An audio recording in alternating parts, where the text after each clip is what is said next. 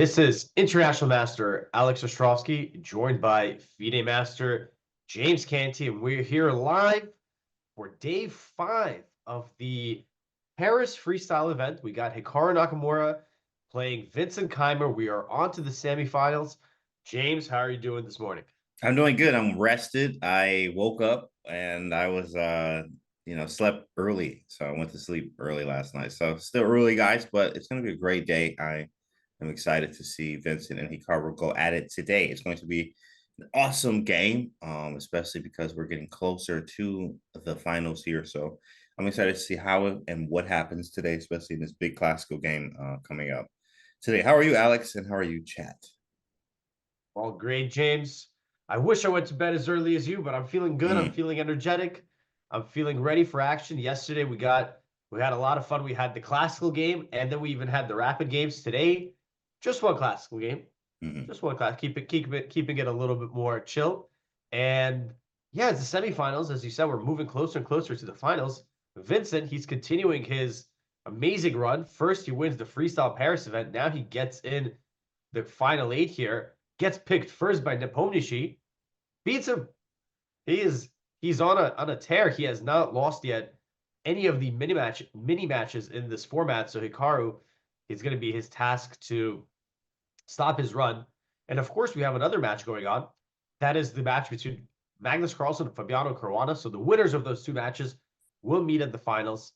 Lots at stake here.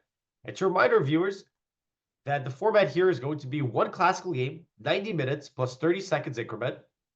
And we are playing freestyle chess, so we're waiting for the position. Let me refresh to make sure that I think it usually refreshes on its own, but let me do it just in case. Okay, we still don't have. Oh, here it is, just as I said it. We've got the new position. We see the players are analyzing. James, what do we make of this one? Let's try to find some moves ourselves. This one's fun. I always look for the bishops first. I learned that from world champion, of course, a Fisher World Random Champion, however you even say it. Ever, so many words there.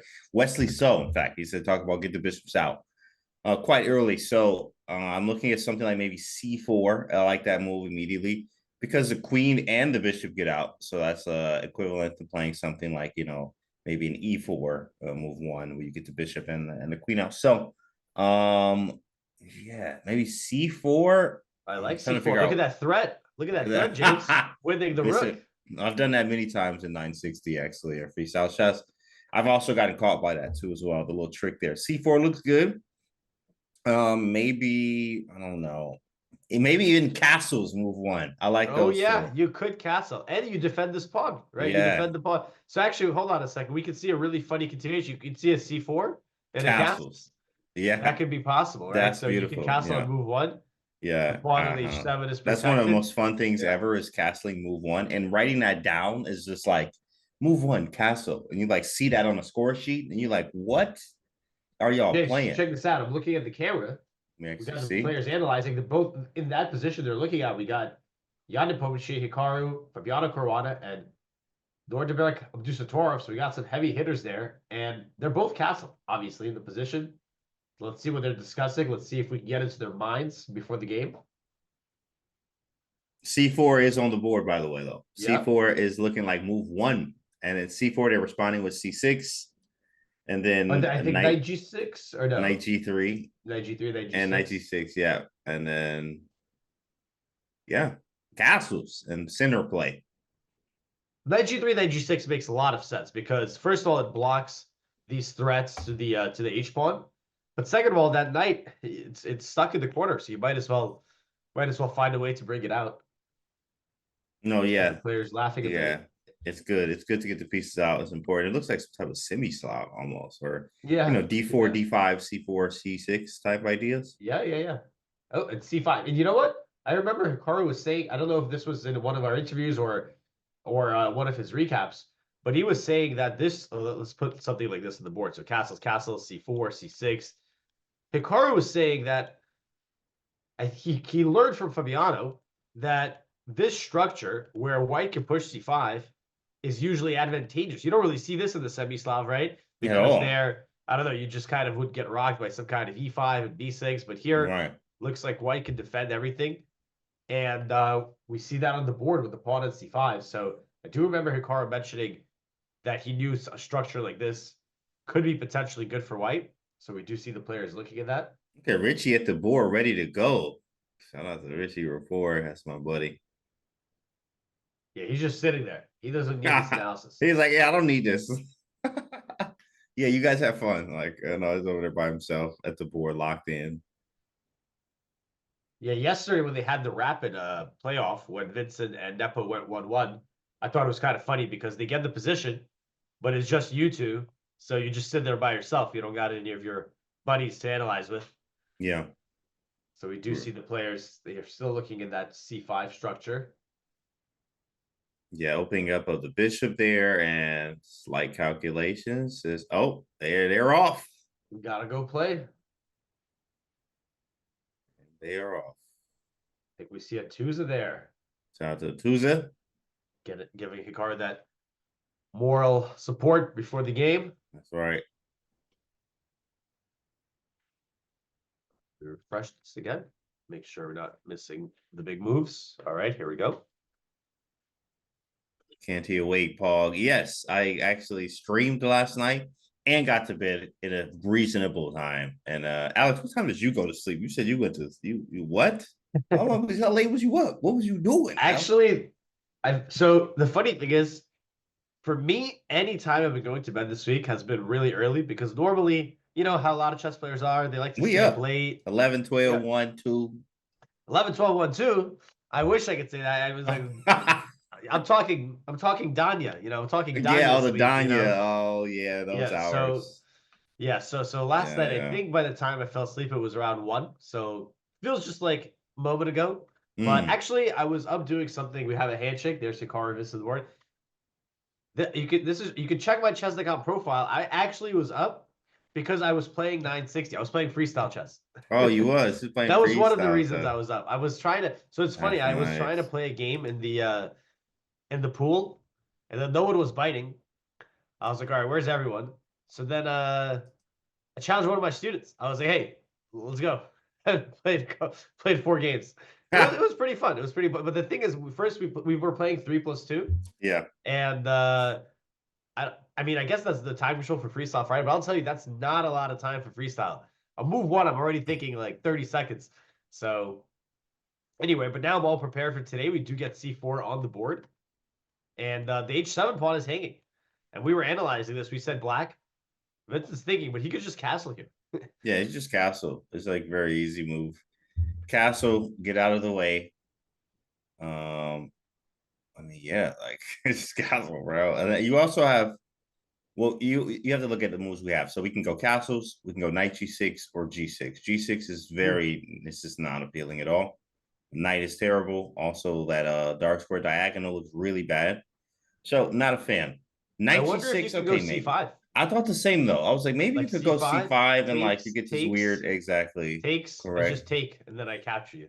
Yeah, I thought this was funny too as well.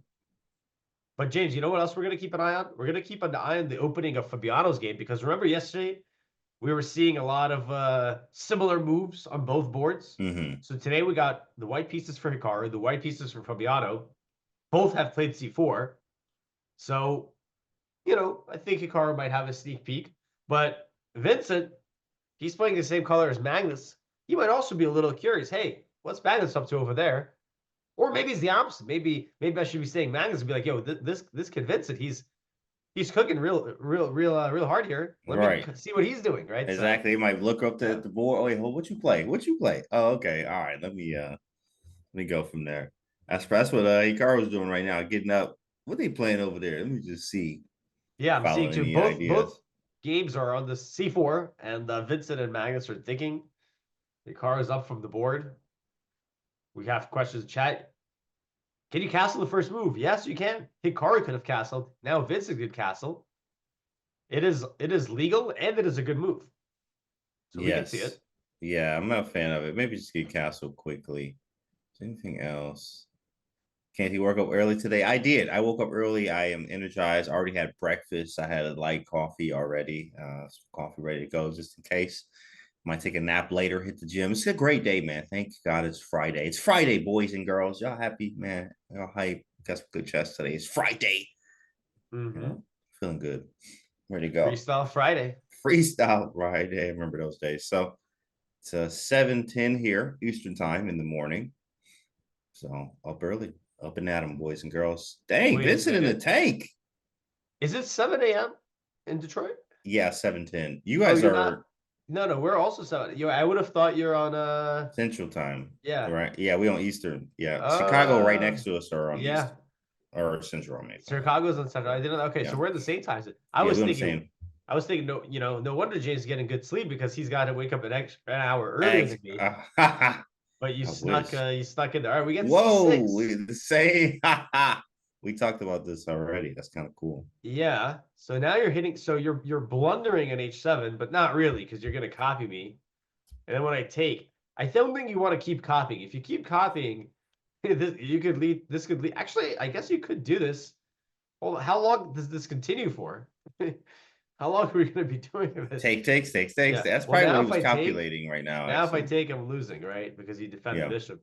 But apparently, this is actually okay after you take.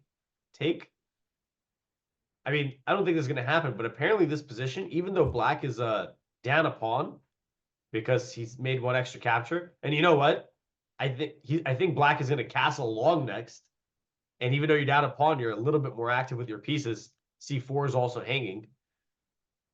This is actually possible. Yeah, Funnily enough. it actually is. And I know Vincent probably wants this because it feels that's probably what he calculated. I'm assuming because he spent so much time here, maybe not so much time, but spent way like in for the first move. He spent some time basically. So he spent Mhm. around, looked around, C6. Okay, takes, as Hikaru says, trying to figure it out. Now it's on to Hikaru. Will he castle or will he do something else? Um, move two here, figure out what he wants. Yeah, let's see what Hikaru's options are. Obviously, he could meet the threat to H2 with castles with knight G3, and check out this engine move, F4. So you would think, hey, I see What? blundering a pawn. He's Whoa. setting up a trap. You take castles. No, he attacked the bishop. Oh man, that's sick. Yeah, and I'm still attacking over here on That's H7. sweet. This is pretty funky. I mean, the move F4, you don't have it's not forced that you have to take it, but now I haven't. Yeah, I mean, I would do not see this move being played. I wonder if Hikaru would consider it. I mean, he probably would. This should not. No doubt he'll consider it. I take that back. This man is 2804. Look at the screen. He will look at F4. He definitely will calculate F4 there and get castled. And he did this yesterday, if you remember, right? C4 and F4 were on the board in the I do opening. remember that. I do Yeah. remember C4 and F4. The wing pawns in the way, like no central pawns yet. I mean, closer to the center, but still technically not central yet. C4 and F4. All right. Well, chat, what do you think is going to be played from Hikaru? H2 is hanging. H7 is hanging. Mm-hmm. Yeah, likely moves, castles, and F4. I like it. I really like that F4 move, though. That's a sick one. Followed by castles there. Put that rook on the file. And H7's hanging. That's very fun. It's very fun. It's awesome. Yeah, F4 is a funky little move, but it makes sense. Hikaru's thinking. Also, by the way, Vincent played C6. Magnus has not played a move yet. He is still thinking. So he is considering his options. He might be looking at Vincent C6, thinking if that's going to make any sense. Interesting that Vincent chose C6 instead of C5. Kind of felt a little bit more natural, right? Like, oh, I'm going to fight for the same space you are. So C6, not going for symmetry. We get knight G3 from Hikaru, very natural move. You need to get that knight out of the corner. You need to protect H2. This move does both. Knight G3, developing a piece, stopping obviously an F5 or controlling an F5 square. As you could probably do the F5 move from Vincent in reverse here, but Knight G3 is nice and with development. As we looked at yesterday, there were some problems, with development, and I think that was the Jan game. Vincent took advantage of Jan's lack of development. So here, the principles are always the same. You need to get the pieces off the back rank. Knight G3 does exactly that. So now castling king side seems good, and I actually see after castling, I mean, what's really stopping me from playing d4, e4, and f4? So having my way of 4 pawns attack that you will see in the King's Indian, or even the Alekhine or Alekhine defense, where you'll see these big center with d4, e4, and f4 coming up next at some point. So knight g6 stops that though. Knight g6 on the board. Now, the good news is, even though there is some symmetry, yesterday we had Hikaru, and there's your move, James, d4. I was going to say yesterday, Hikaru and Arjun or Geisy, had the same symmetrical position for like the first 10 moves. Because Vincent has been kind enough to play the Caro-Kann with c6 here, we're immediately going for some asymmetry. And we did see Hikaru analyzing before the game. If black plays d5, he probably will play c5. He'll probably want to get this structure. At least that's what he was looking at. He mentioned that this is something that he was potentially fond of, so that would not be unexpected. And if he does take in d5, this actually reminds me of his earlier game in the tournament against Fabiano. That was the 7th round, I believe, of the rapid portion. And in that game, Hikaru just made an easy draw. But he was also looking to make those draws since he knew he could have got enough points that way to make the final 8. So here, he needs to win the match. So I don't expect CD. I would expect C5, trying to get a more of a fight. Yeah, c5, and I saw Hikaru even showing after d5, c5, there was an e5, and taking on e5, and then after taking on e5, I don't remember what they were doing after that, but assuming e5 was just natural takes, and then I think there was it felt like knight c3, but it was knight d3. In fact, yeah, correct, hitting the That's a bishop nice move, yeah. and defending b2 at the same time. Problem is it locks in my bishop on b1, so I am going to have to move this knight again at some point here, but so far so good. I can get my pieces out, develop, get some central control, and see what happens from there.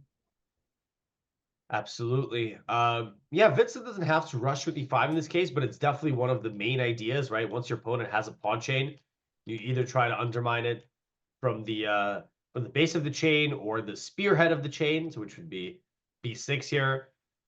So Vincent's considering this, but I think he has to play d5 because otherwise, James, what you said is going to be very likely e4 castles, f4 at some point, right? And you're going to be suffocated by these pawns. So it makes sense Vincent needs to strike back. Magnus, by the way, also keeping an eye on his opening. He decided to meet c4 with the move knight g6. So he's keeping his options open with the center pawns, immediately going for knight g6. So we could see something weird where the games end up actually transposing into each other, right? Like if Fabiano plays knight g3 and then Magnus plays c6, we could actually still get in the same position. So we'll see if that happens. Very likely, because I mean, especially from White's standpoint, you have a big center that you can grab with the move c4, d4, and e4, which is generally appealing as you just get that extra space where space can be a slight advantage depending on what is going on the board. So far, so good. Vincent on the move after Hikaru's move d4. Carr's on the move too because he's not at his chair. His chair is facing the other way. Oh, he's wow! Look at that. Yeah, he's playing blindfold against Vincent here. Like, actually calculating while walking around. Then he's going to turn around and make his move. And you know what you said about space? There's a quote that I always think of that I read in Boris Gelfand's he has a series of books. Boris Gelfand, of course, legendary player, played for the World Championship against Anand back in, I believe, I want to say 2012 or 2013. No, 2011 maybe even. So my year might be a little off, but regardless, in his book, he said, hey, if I control, the board's got 64 squares. If I control, 44 of them and you only control 20, no matter what your rating is. You could be Gary Kasparov. If I got 44 squares, you only got 20 squares. So I always like that quote, because one of his chapters, was about the power of the space advantage. And indeed, was that positional decision making? Yeah, or that's the he's only... got the positional decision making. He's got the dynamic decision making. I've I only never actually seen read the that one. positional one. Me too. Yeah, I think there's at least. I one. think there's even another one. There's at least Wow, two. I didn't know that. I gotta go So, get those. but Those are legendary books. you read the positional one, or you seen the Yeah, positional but one? I read through it because of course I'm a very aggressive player, but I did Mhm. read the book, and it was following a key book, Rubenstein a lot and stuff like that. Yeah. So it was nice. It was a very good book. I'm not gonna lie. But I like had to fight to get through it because I was like, oh, this is You know, not that But it's boring. It's just not, obviously. I would rather be reading, My Life in Games from Tal, or The Greatest Attacker in Chess, which is Uncle Rashid Nesmedinov, Tal's trainer. Those were the books that I read constantly. But yes, well, decision the good making is news, like there. I said, I'll put you on. I haven't read it, so, but it is called dynamic decision Ooh, making in chess. So that might I haven't be, seen that one. you Yeah, might that like that one. one. I Yeah. will. I will try Yeah. to go find that one actually Mhm. today. That'd be sweet. Get that one. Shout out to Gail fan. I actually met him in person in where were we at? In Kazakhstan, actually, the time, or for he played in the Sadi Zoldes, the Mhm. time of the tournament where Jan was playing Ding for the World Championship, and Gelfin was there for that. So it's nice to meet him. Very down to earth guy. We do have D5 from Vincent. We were expecting this, and when Hikaru gets back, I do expect he will play C5 because Mm-hmm. that just matches up with his pregame analysis and his earlier thoughts. And I'm gonna give you a little bit. You dropped some lore on me. You were in Kazakhstan, and I remember you mentioned you met some of the other top guys there. Arjun, you mentioned Yeah. Gelfin. So Right. it's not confirmed, but uh, the lore in my family is that there's a very good chance that I'm related to Boris Gelfand, and the Whoa. reason is he's originally from Belarus. That's where my mother's side of the family is from, and I have a great grandfather who I had a chance to meet when I was younger, and he's Gelfand. I got a whole line of Gelfands in my family, and there were Whoa. like 9 siblings there or something like that. And Boris Gelfand, of course, he's from the same country, the same city. He looks just like they look very similar. So we don't have the whole family tree mapped out, but the consensus is this guy's somewhere on there. Somewhere on there. Some Yeah. kind of uncle, I guess, something like that. So Got some Alex. Alex has some Gelfan in his blood. That's that's crazy. what we think, but yeah, I haven't done the 23 and me to confirm it yet. Wow. Well, I'm gonna have to like make Uh, up my 23andMe. I know somewhere in the lineage Tao is in there for me, but even though they like, oh, you Uncle always Rashid. Uncle Tao, right? Uncle Rashid and Grandfather Tao is what I like to say all the time. But it's like I'm just gonna have to make up my own 23andMe there. But yeah, that's awesome, man. That's cool. That is cool. Nice. Scale fan in his blood. That's D5 on the fire. board. Look at that. That's fire. That's why I like watching that Yes. pregame analysis because we can sound really smart. But like, yeah, this is all gonna happen. This is what we know. This is Did what he the go champion gonna play. C5? Is that live? He Yeah, went C5? C5 and we're Oh wow, live. it's there. Oh. C5 and we're live, and Hikaru's away from the board. So he's putting his faith in the pregame analysis. By the way, in the Magnus game, we had C4, knight G6, knight G3. Oh. So it's not impossible. So their game, I'll put on. I'm not even going to switch because I can just show it. Knight G6, knight G3, and now Magnus is thinking. So it'd be funny if he plays C6 because Fabio would be like, all right, D4, D5, C5, and I'd like that because then we just stay on one board for the price of two. We'd be looking at Hikaru's game, but we'd actually be looking at both games. Look at At that. the same time, and seeing how they will actually go. You can go different ways depending on how you see the position or what you're looking to get from the position as well. So I think it's gonna be nice to see C5 on the board there. E5 is a very likely move to break this up, and I'm curious to see what route. I mean, E5 is definitely probably going to be played. Maybe now, maybe in a few moves.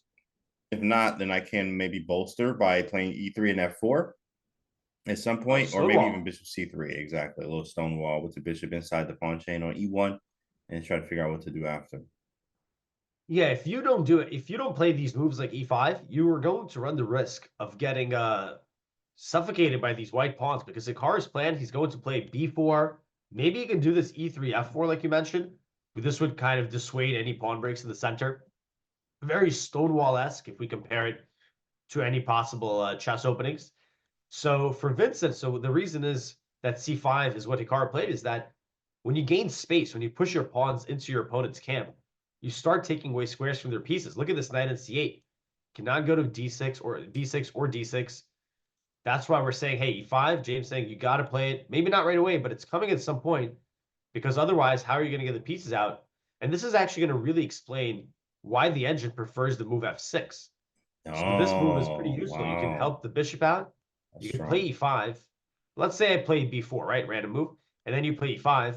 I'm probably very unlikely. Okay, this is actually, let's not do B4 because I could lose my rook. But let's Mm-hmm. just say I played bishop C3 or something. And now we get E5. You never want to take an E5 here if you're white, since after pawn takes, they get a beautiful center here, castles. And yeah, so f6 is definitely an idea, but it's not the only move. Another move to consider, I was going to say, is b6, but it feels like white is well prepared to defend the pawn on c5, maybe knight d3. By the way, knight d3 is a great square. c5 and e5 under control. And I think we saw Hikaru analyzing something like this where I don't know exactly how they got there, but let's say he castles, and then they had a structure like this with the pawn going to c5. And indeed, this looks pretty nice, right? I'll get the pawns going. My knight will come to d4 perhaps, and I'll kind of start cooking you on the queen side as the game goes on. Yeah, it really is about the piece placement too. Where do you ideally want to put the pieces? It's not, because it's kind of closed right now as a position. So you don't really have many choices. Is like where you want, or many ideas. Is like it's not the most dynamic, I would say, of 960 positions or freestyle chess positions. As it's kind of as c4 happened and d4 and pawns going to c5, pawns on c6 and d5 kind of locks up the game. So you see where your pawn breaks are, which are b6 and e5. So the pieces need to play around it. We need to figure out where our light square bishop, where is that going to be employed at some point. The knight on d3 is going to block the bishop scope, but you got to develop your knight too as well. So, where does the king go? Castling, that should be a thing, obviously, stuff like that. So lots of ideas here and a lot of time to figure it out, being this is being a classical game. So let's see what happens here. Vincent on the move though. b6 or e5 are very likely. I mean, that f6 move was nice too, though. F6 was pretty strong. Does make he can just castle here, right? He could just be like, all right, let me castle first, then I'll figure it out. That seems like a fair approach. Yeah, we do see Hikaru opening up with a bit of a time advantage. Of course, we see these games that, for any of you guys who don't follow too much classical chess, obviously Hikaru, he is usually, because he's got the Bullet Brawl, he's got Title Tuesday, right? He's streaming all sorts of things. The game is usually much faster, but the interesting thing about the classical game, even though the players have a lot of time, 90 minutes, they do tend to burn through it in the 960 format since you're thinking for move one. Like we see players spending 10 minutes on the first move very often. So by the time it gets around move 20, the players do tend to get into time trouble.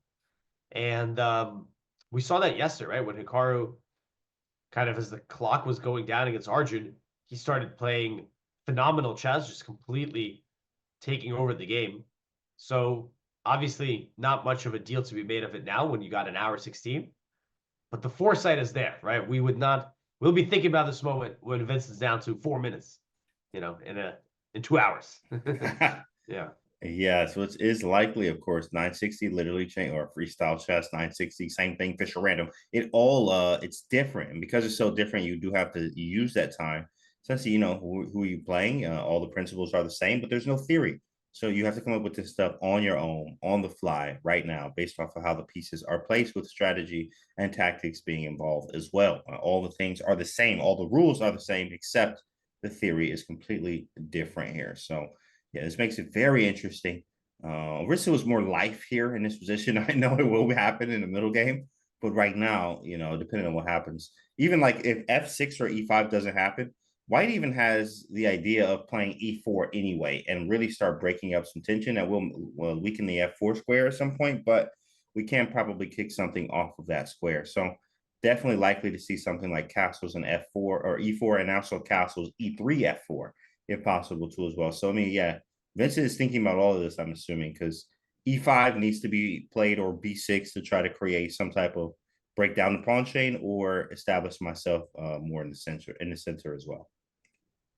James, you mentioned there's no theory, but you also mentioned things earlier like, hey, I learned going through Wesley So's world champion Wesley So's chessable course, right? That there are some guidelines though. He said get the bishops out early. I'm wondering if you can drop some knowledge on me and chat. Any other guidelines to help our freestyle game? What else you got for us? Yeah, that's important, right, guys? Anyone else have anything? This chessable course was a lot of tactics in it and just like showing tactical patterns and stuff. And the bishops. And the bishops, correct. Get the bishops out. Make sure you have some good king safety, and make sure the pieces are working together. Definitely knights in the corner, for instance, the knight being on h1. I've made the mistake of actually going g3 or g6 in some 960 games before, where my knight didn't have any squares. So, and then you're like, oh, now I have to develop my knight, and it's already too late. You've already messed that up, or you have to make some drastic changes. to try to create something for your knight to be developed. So important to understand, principles are the same: castle, developing pieces, and etc. Speaking of developing pieces, I mean, Hikaru is developing his walking and walk, not at the chair. I mean, he's He's been getting his gone for steps how in. long now? Yeah, he's getting his steps in. I don't know if he got an Apple Watch on. I don't think he does, but Hopefully not. I yeah, think yeah, I they think that got the might be CIA prohibited. level detection here. So Yeah. if you manage to get the Apple Watch in, then then it's not doing its job. But yeah, he's getting a walk. By the way, the other game, we do have a decision from Magnus there. I'll put that on the board, I guess. He decides, he spends a bit of time. Now Fabi's spending a bit of time. We get C5, which is frankly what we did expect, right? A lot of times it feels like in these freestyle games, symmetry is not a bad idea. If you're playing black, you can just start copying your opponent. And it's kind of like in chess when you play E4, E5 or D4, D5, the Queen's Gambit, right? Those are the most sound openings that black can play, fighting for the center, fighting for the space that your opponent's fighting for. And that strategy actually tends to work in freestyle quite a bit. So Magnus does play C5. And the good news for the viewers is that now we'll get two completely different games. C5 is on both Mm. boards, but the color of the pawn differs. I like the C4 C5 idea. You'll see that a lot with the early readies and in classical chess, regular chess. When you go knight f3, move one, black responds knight f6. You go c4, they respond c5. So it's sort of different here, of course, because knights are on the g3 and g6 squares. So c4 c5 makes it slightly different, being over one square over. Different game. We're gonna get a completely different game in that one with Magnus. So it's gonna be cool to see what happens in the game, obviously, too, as well. But yeah, Hikaru's away from the board still, and Vincent is in the think tank. That boy is thinking. Yeah, I actually saw Hikaru come back for a moment. So he was like, all right, he moved, he sat down, and then he's out of there. So yeah, I wonder if Hikaru is just pacing around, or if there's a lot of times in these tournaments they have like a players area, like a lounge maybe, where you could just kind of chill. Get a little snacks. I assume they Snacks, do eat. because Yeah. I see him bringing some coffee, some water. That's not just laying around nowhere. They probably have a designated area. And by the way, James, we brought this up yesterday, but there's other like we're only kind of interested in um the main bracket, right? We got the semifinals, Hikaru, Vincent, Fabi, Magnus. But there's actually other games going. Like earlier we saw Richard report. Someone in chat might be like, or even us, we could be like, wait, Richie, where was he this whole time? But they're playing out all the spots, right? They're playing out, even if you didn't make the top 8, you're still playing out for 9th, 10th, 11th. Yeah. So there are other matches going on. So maybe if Hikaru wants to kind of see how they're going, he might be drawing some inspiration from those. Actually, I assume they're all playing the same position. Yeah. It I would be assume. kind of be funny if Weird. they were like, Yeah. all right, you guys are in the different brackets. You So play regular guys, chess. Y'all you just play guys. chess. Just play Well, regular I game. was just Hey, thinking what? maybe they'd give them a different freestyle position, but I wouldn't think so. So it is actually possible that maybe Hikaru is also seeing some interesting stuff over there. No, it's very possible. But it also is nice to it's almost in a way like I guess there's nothing you can do about it. We've been doing this since kids, is like in chess tournaments. But yeah, you can just grab inspiration from another game. So this could be happening on another board, and then you see some wild idea and something happen, and then you can either try it or note it and be like, oh yeah, let's not do that, and get this information for your own game. In fact, which is very, very I guess it's weird, but it also is very possible. It can happen. And Vincent looking, I don't know what what is this? This emotion here? Maybe Yeah, he's just he's locked got his in, or maybe he yeah. doesn't like the position. What is it? What does that say? Well, yesterday against Nepo, we did see Vincent in the classical game. I think he was down like 30, maybe 40 minutes. Now, obviously, Nepo, he's a very speedy player.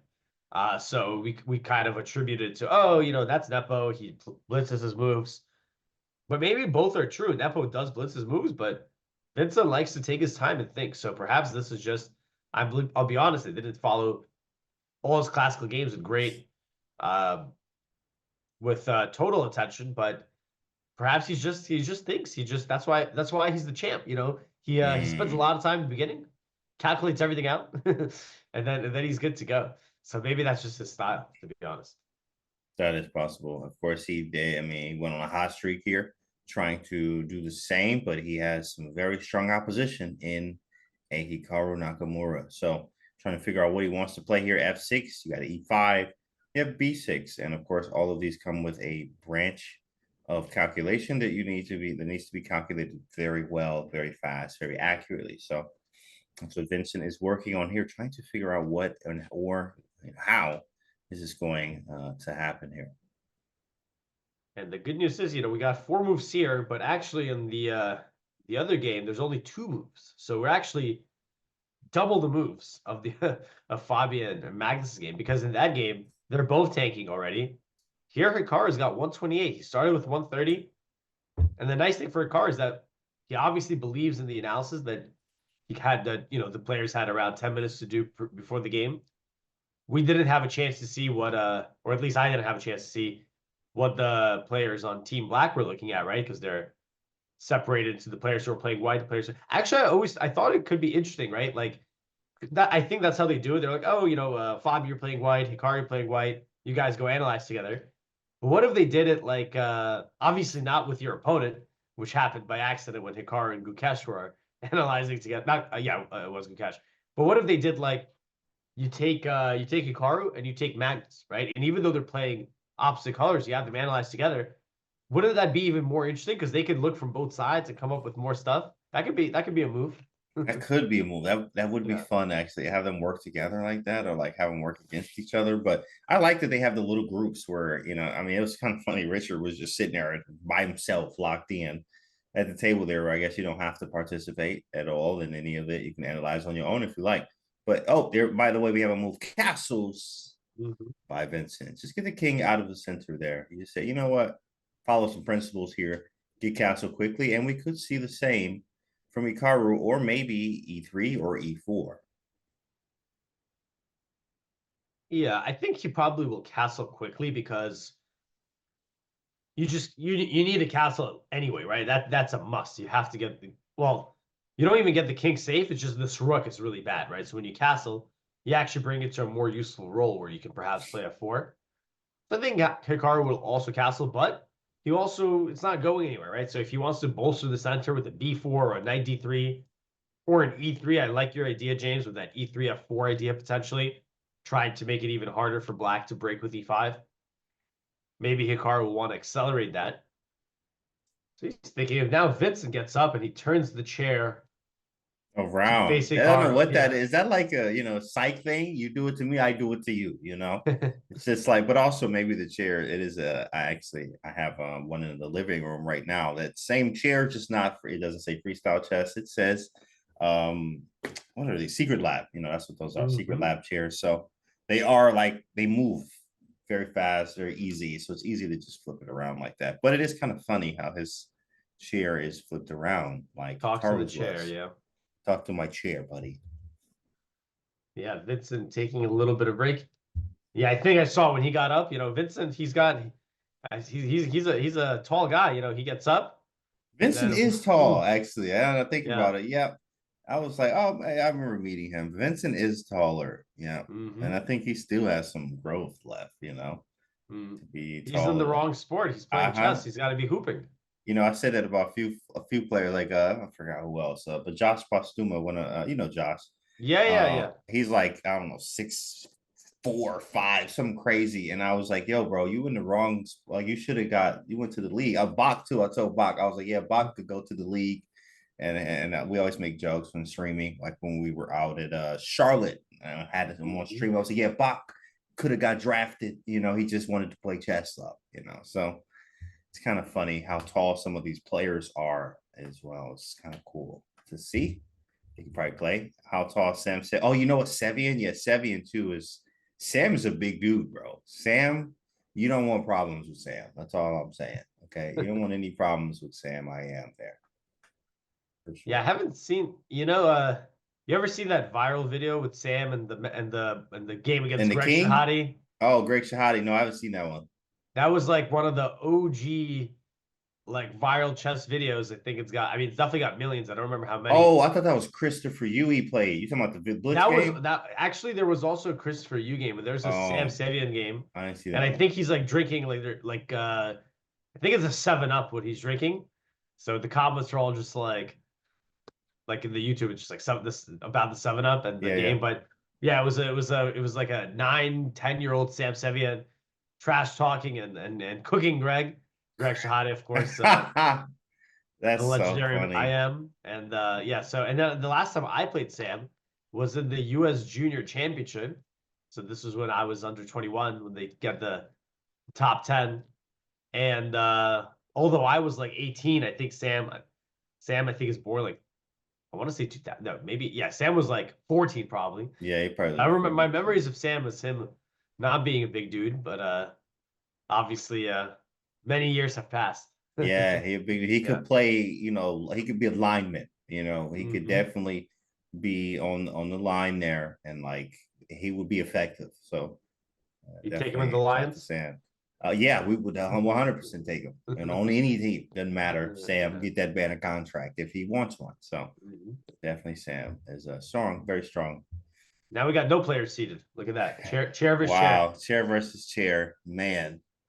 Wow, that calculation there is important, guys. The chairs do calculate, and no emotion with the chairs either. They just do what they're done, do what they're supposed to be done, or do what's supposed to be done. So E3 was played from Yep. Hikaru very quickly, looking for that F4 as you have it highlighted there. So now E5. Hold on. Here we go. Five, interesting. Connect four. Game's Connect over. four. Dang, got me. Oh yeah, Yeah. E5 weakens the F5 square. That's what I was talking about earlier. And they say Bobby Fischer says, not Bobby, it's Gary. Gary Kasparov says if knight on F5 could win games, whatever the quote is, something on knight on F5. But very strong, very annoying, hard to kick away too as well. Maybe not so much. I guess you could go knight E7, one of the knights to E7 to get rid of whatever's on F5. But it is annoying that that square is now available. E5, I think, probably is a good move though. It just seems correct. Absolutely. Especially if you delay it. Let's say, I don't know, I'm trying to make a waiting move. Let's say move my bishop. Hikaru's going to put up the stone wall.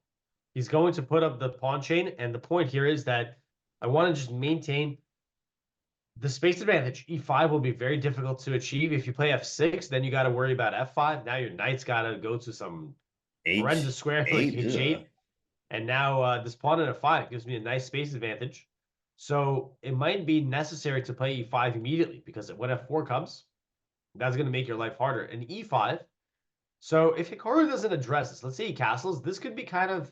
I'd be maybe considering can Black go make his own connect four, and then try to launch some kind of attack eventually. It's Of like course, I a can play F3, and but it seems like yeah, a King's French Indian. It's maybe like a no French, French. yeah, it's Yeah, some type of weird. It's like weird, very strange here. Wow, and that bishop is an absolute monster on B8. Like what a bishop that is. Um, yeah, very strong play. yeah. So Hikaru, he could either ignore it or he could take. Right, I he could like take taking and here. playing F4. I just want to get F4 in quickly.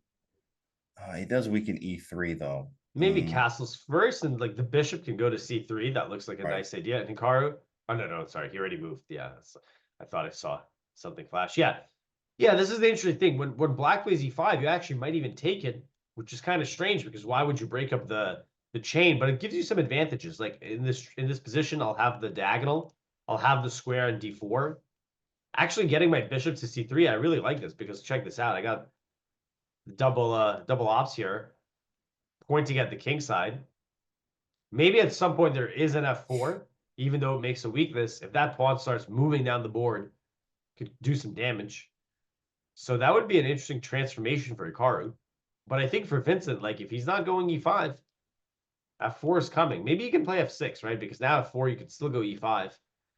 And the good news Maybe is, I is the have pawn F5 move. though. Yeah. Now I don't have to at least go to H8. But Right. going to Right. this knight in C8, it's really struggling, right?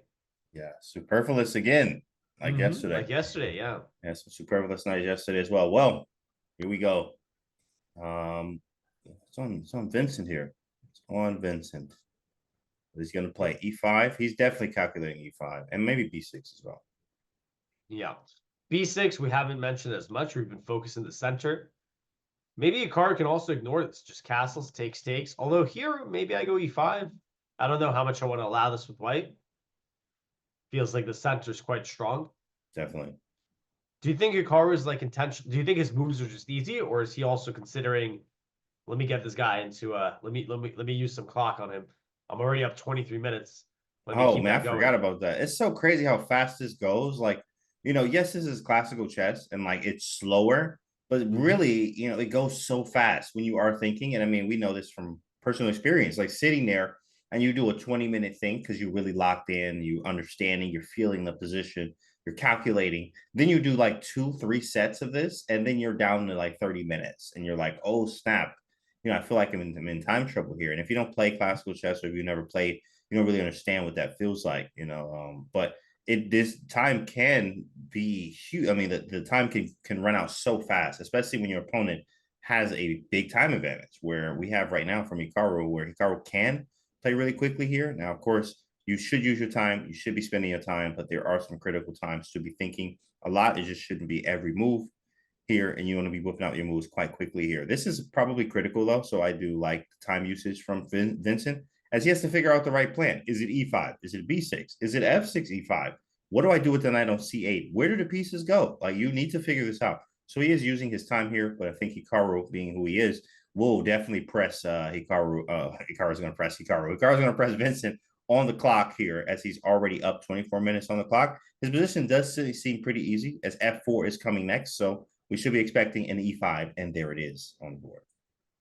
E5 does arrive, as we predicted. I will also say that the nice thing about this position for the players, this does feel like a pretty normal chess position, right? Sometimes you get these really unorthodox, unusual structures in the freestyle games, especially with like the pieces are all in the corner with the queen. We did have a start, like especially after you castle, right? Let's just put this castle on the board for Mm-hmm. demonstration's sake. The rooks are in normal squares. The knights are, normal enough. Like things are normal, right? This is like you said earlier, said, hey, this is like a Queen's Gambit. Now it's like we're comparing it to a French.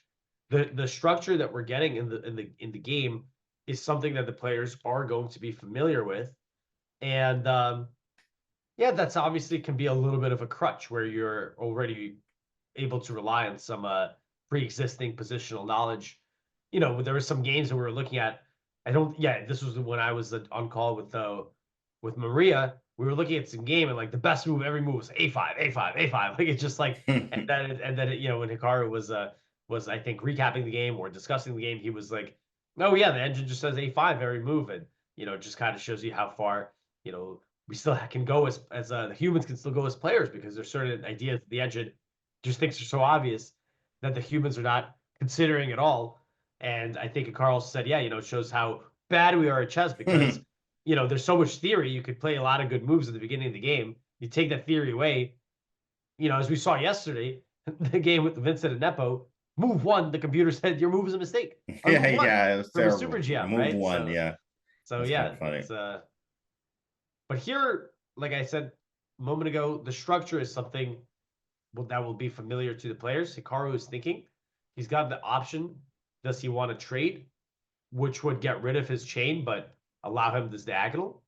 Or does he want to keep the tension, maybe just do some castling? Now, if Vincent takes on d4, same option actually for Hikaru. Or Vincent maybe could try to push, although after f3, if you go f5, let's see, like if I can maintain the structure for black, I'm chilling. But there's some tactics here. Queen b3, attacking b7, also creating some threats on e4.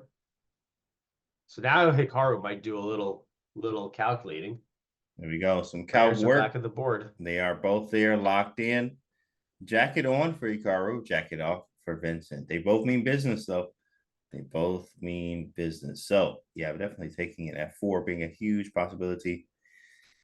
All right. What do I really want though? Do I really want you to push this pawn? But then I also don't want an ISO pawn, as we talked about French before, but this is a weird type of French where generally if we let Vincent play e takes d4, e takes d4 happens.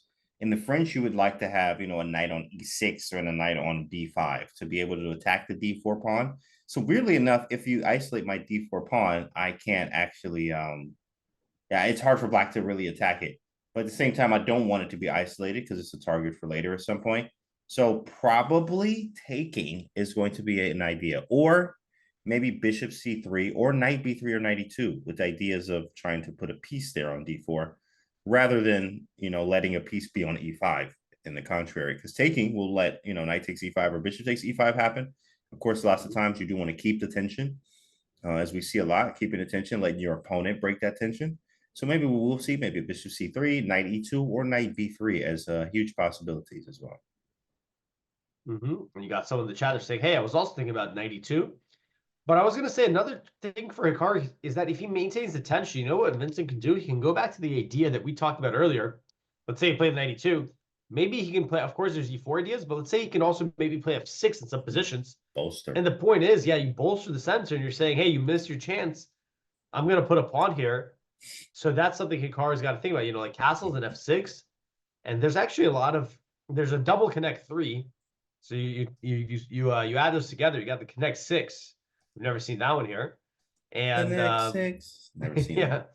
Never seen that one. But now Hikaru loses that option of taking. So that's why this is kind of I wouldn't say like a huge decision, but it's a decision that requires some thinking, because if you don't take an e5 now, you might not get another chance, right? We were thinking about e4, but f6 is also very viable.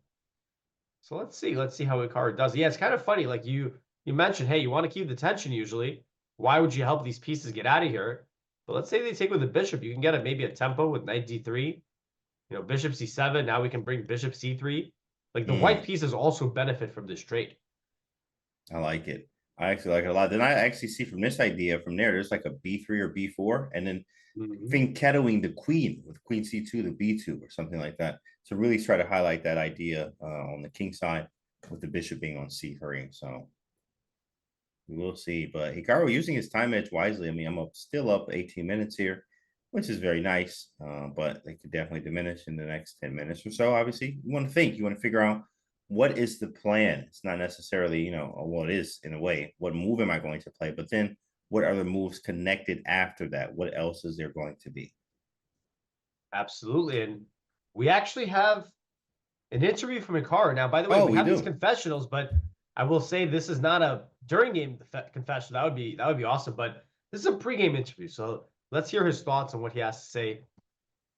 We'll pull that right up.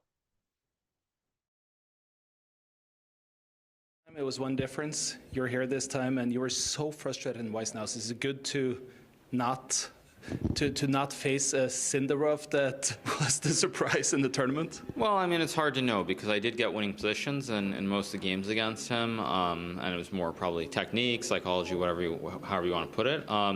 But I think in general, for me, I'm curious to see how good Vincent really is. I mean, he beat Fabiano, Magnus, and Nepo. I mean, I'm both the oldest and hopefully the best at Fischer Random. I am kind of the world champion, at least last time there was such an event. So for me, it's just really exciting to play Vincent because he's obviously been the big surprise both in Wiesenhaus and here so far, and should be a good match.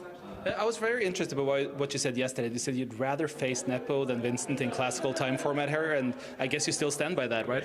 I mean, I think in general, if it gets to rapid, I should be a big favorite against Vincent. At least that's my view. Maybe I'm wrong on that, but I think, that's mostly based on history. Nepo has been a tremendous competitor in rapid and blitz formats. I mean, for most of his career, he's been one of the absolute best in the world. So from that standpoint, I mean, I would presume he's better on paper at least, but with Vincent, we'll see, because I have to play classical. And if I do well, hopefully it doesn't get to a tiebreaker. If it does, I mean, also I'm curious to see. So it's really just an opportunity to play against Vincent, who I don't think I've ever played him in classical chess at all, even in normal events. So just a good experience and face off against another one of the young generation. How happy are you with your own play so far this tournament? I think I'm relatively happy with the classical. The rapid and blitz, it's very, or I should say just the rapid portion is very hard to judge because there are going to be a lot of ups and downs. So don't really put a lot of stock in that. But I think in the two classical games, I've been pretty good at controlling myself in the critical moments. And I think that was a difference in terms of why I beat Arjun versus losing to him. Good luck today. Thank you. Thank you, Hikaru. And we heard from the big boss himself. Interesting to hear that he's actually never played Vincent in a classical game, I think he said. And you would think, a lot of the guys at the top, this is 2700, this is 2700, they're going to find their way somewhere. But Vincent is part of that new generation of the young stars. And he's a little bit, his rating wise, he's a little bit below the Norderbergs, the Pragues, the Gukeshes, the Arjuns, right? He's a little bit below them. Still, I think he's like 27-20. So I guess they haven't had a chance to cross tournaments yet. So definitely interesting for Hikaru to get another, another up and coming player to battle against. It's always very important to understand it. Of course, as these players are improving, I mean, these like people they're hungry. And if there's hunger there, you're going to see lots of improvement and lots of underdogs and people, saying one thing and results saying another. Right. So that's how it is. As you see with these players at the top level here, and even right under too, as well. There are very hungry players here that are still working on their game. There are still, maybe underdogs in lots of people's eyes. For instance, Advaith, I don't know how to say his name, but from India, who just was tearing it up recently. You know what I'm talking about, right? The Chithambaran, or correct. I'm not sure how to say his name, but yeah, he's very I don't strong. know if I got it right either.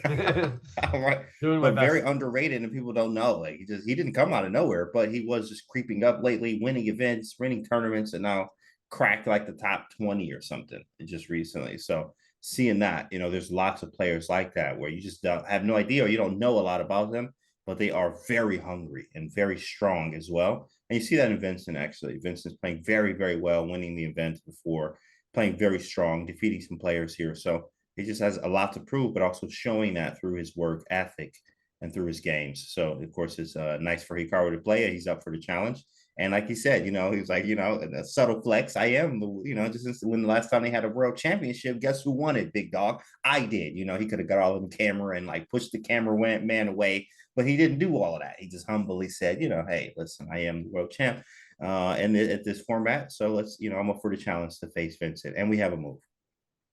We have pawn takes e5, Hikaru's first real think of the game. He put 10 minutes into that one. And it makes sense. We did analyze this possibility. Looks at first maybe a little bit anti-positional. You spent your efforts building up the chain. Well, let's do a little trade on e5. You get something, I get something. You destroy my pawn chain. You might get one of your pieces out, but it's not for free. It doesn't come for free because I'm going to also get some squares. I get the diagonal. I get the d4 square for my pieces. And to be honest, after something like 95, okay, I don't know if we castle first or bishop c3, but something along the lines of having the bishops looking at the king side, having the knight jumping to f5. You got the knight on c1 ready to join the game. The queen might come out if possible. Of course, here there's the bishop on e8. You could see some kind of slow initiative starting to form for Hikaru, both on the king side, but also there's ideas that you were mentioning as well, like playing b4, something on the queen side. So I like this decision of taking e5 for Hikaru. He does still keep bit of his time that he built up from the opening. And for Vincent, he's also going to be happy to see pawn takes e5, or maybe not happy, but he doesn't mind that since it does help him activate some of his pieces. I think from a practical standpoint, I want to play for more and I want to play for a win and keep the game in balance. I thought that this was actually an excellent move here. After bishop takes e5 now, there's a ton of ways to go. Obviously, b2 was hanging, so knight d3 is a move. Maybe even something like queen to c2. And look at this idea. I was looking at queen c2 and then h4.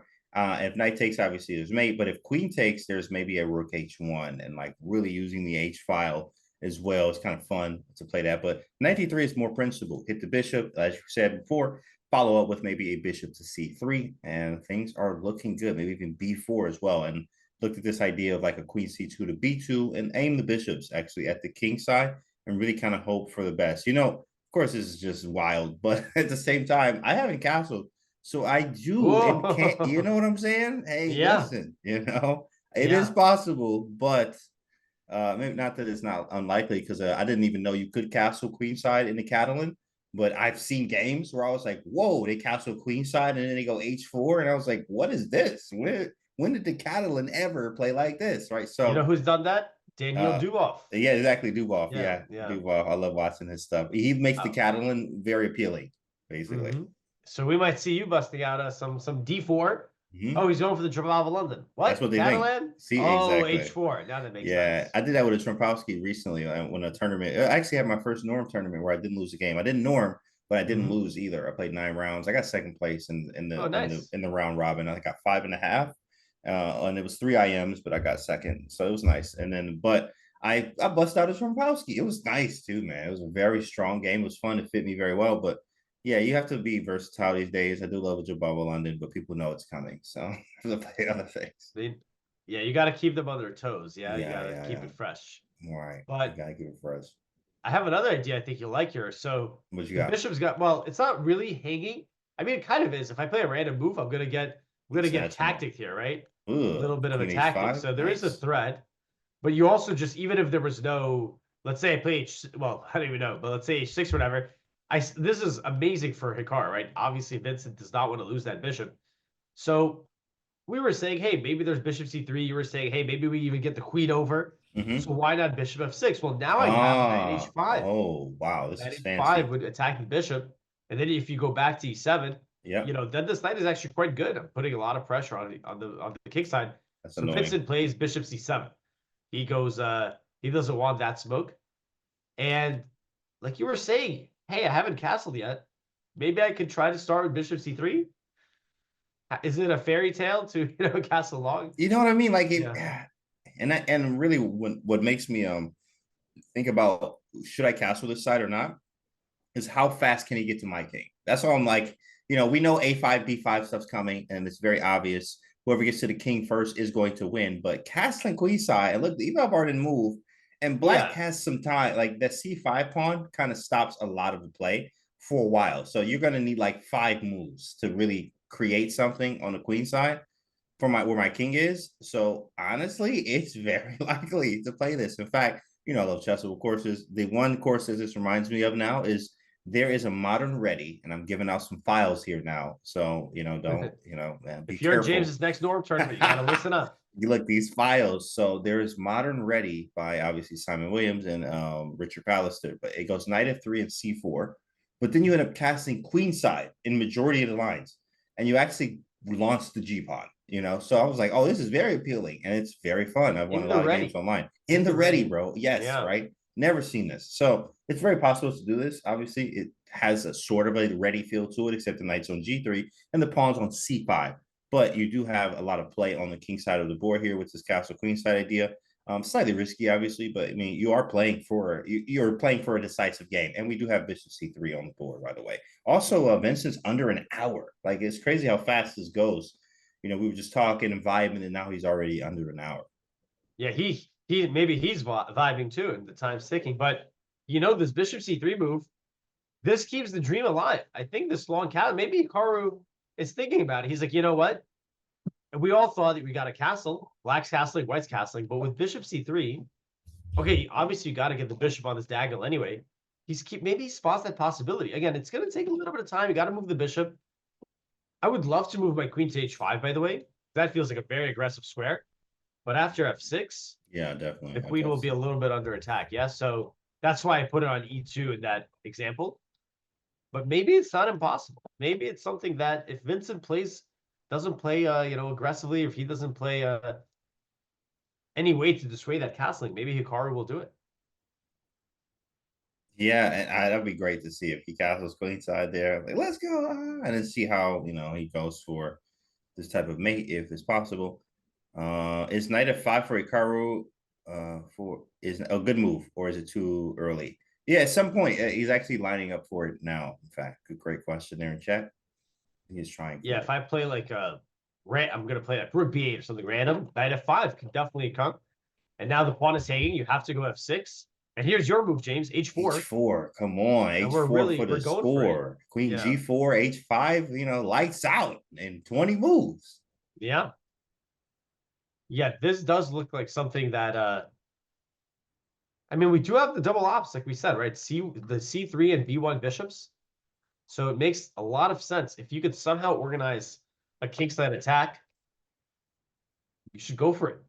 You got the support, right? It's not one of those attacks where it's like, let's go, you charge in, you don't have the necessary preparations for it. Here, Hikaru does have those bishops, so maybe it's not going to be a completely positional game. You castle, let's fight for some squares. Maybe it's going to be the kitchen sink type of game. I know Canty likes H4s a lot. You know, it's funny when I sign boards when I'm like at tournaments and I, sign H4? fans. I actually sign G4 because that's just, I play G4 all the time with white. I don't care what opening I'm playing. I generally will play G4 almost every single time. So yes, I do like G4s, H4s, maybe not so much. I do like H4, but G4 a little bit more than H4. Either or, it's kind of the same for me. G4 a little bit more than H4. What about you? What's your favorite square, Alex? Chad, do you have a favorite square? Put it in chat. Favorite square. Favorite square. I feel like I've thought about this before, but maybe it's like gotta think about it. It's probably because I've played like a lot of like the opening that I've played more than anything is definitely the Caracan. Oh, C6 then. Okay. I don't know, maybe like D5 as well. I mean, I've played You played played a some fair share Scandi. of Frenches. Yeah. Played some Scandi. Yeah, I mean, so I've put Frenches. a lot of pawns in D5. Nice. But I got to think about it. But you know what? We've been talking about books and courses. There's actually this is kind of an old book, but I feel like well, when I say old, I mean 10 years. But nowadays, when you're on Chessable and you've got like 10 courses a month, right? You're like, this came out last year. I can't use that. The theory's expired, right? That's so funny. I understand that very well. Yeah. Yeah, but this book is maybe at least a decade, and it's literally all about playing G4. I think the book is like really G2, G4 in modern chess or something. Oh, I like gotta that. find that book. That's what I'm Yo, thinking. send me that file. Oh my goodness. I don't have the file, but hold on. I'm gonna see what this book is called. Yeah. It's called Attacking with G2, G4. All right, attacking. The modern way to get the upper hand. There you go. All right. Oh, actually, hold on. This book is from 2020. It's still it's not ancient yet. Found it. Oh, it's over. It's over. You don't know this one? This looks like this would be something that you might start signing this book yourself. Yeah, this is my book G2, G4. I didn't write it though. Yeah. I'm like, what? Or maybe the second edition. You see this, you see this GMHikaru, you gotta hit him up, be like, listen, dog. Yo, we're about to put this on Chessable, sir. Let's do it. Yeah, that's awesome. So I have it. I'm gonna order it, and I'm gonna be reading this one over the weekend, guys. Nice, Alex, with an addition to the book. Book collection, sweet. There you go. My favorite square is grilled cheese. That is awesome. That is amazing. Wandering Bishop. That was next level. Okay, we have a move. 97. Knights East. Yeah, this makes sense. The knight was not developed, and you prevent knight f5. So here's the big question: are we going to get castles, which is a good move? Flip these king and rook around, or if we see bishop c2, I'm going to start thinking that Hikaru, when he's walking around, he might be listening to the feed. He might be listening to the commentary. That's kind of funny. Like, yeah, you got my chat up? Yeah, I just want to hear what they're saying. Oh, cool. Yeah, you're right. You're right. I should castle queen side. Oh, why does it look like this? I wasn't thinking of that at all, but it makes sense. If you can, the only downside to it is that first of all, it takes a couple tempi, right? So, you got to move the bishop, got to move the queen. Mm-hmm. And you also do need to, like you were saying, the pawn on c5 can stop black's play, but it also can give them a little bit of a target, right? If they play b6, try to open the b file, but we might not care about that b file. We have this extremely powerful bishop on c3. So I want to see it. I think that'd be a nice idea, and it can lead to a lot more of aggressive game. Speaking of aggressive game, we have a question chat. How does pawn f4 look?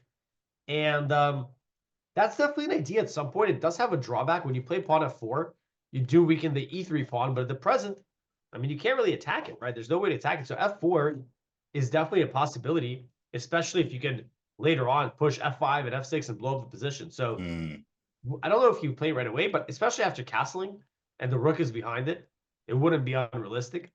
So yeah, it's not a bad suggestion at all.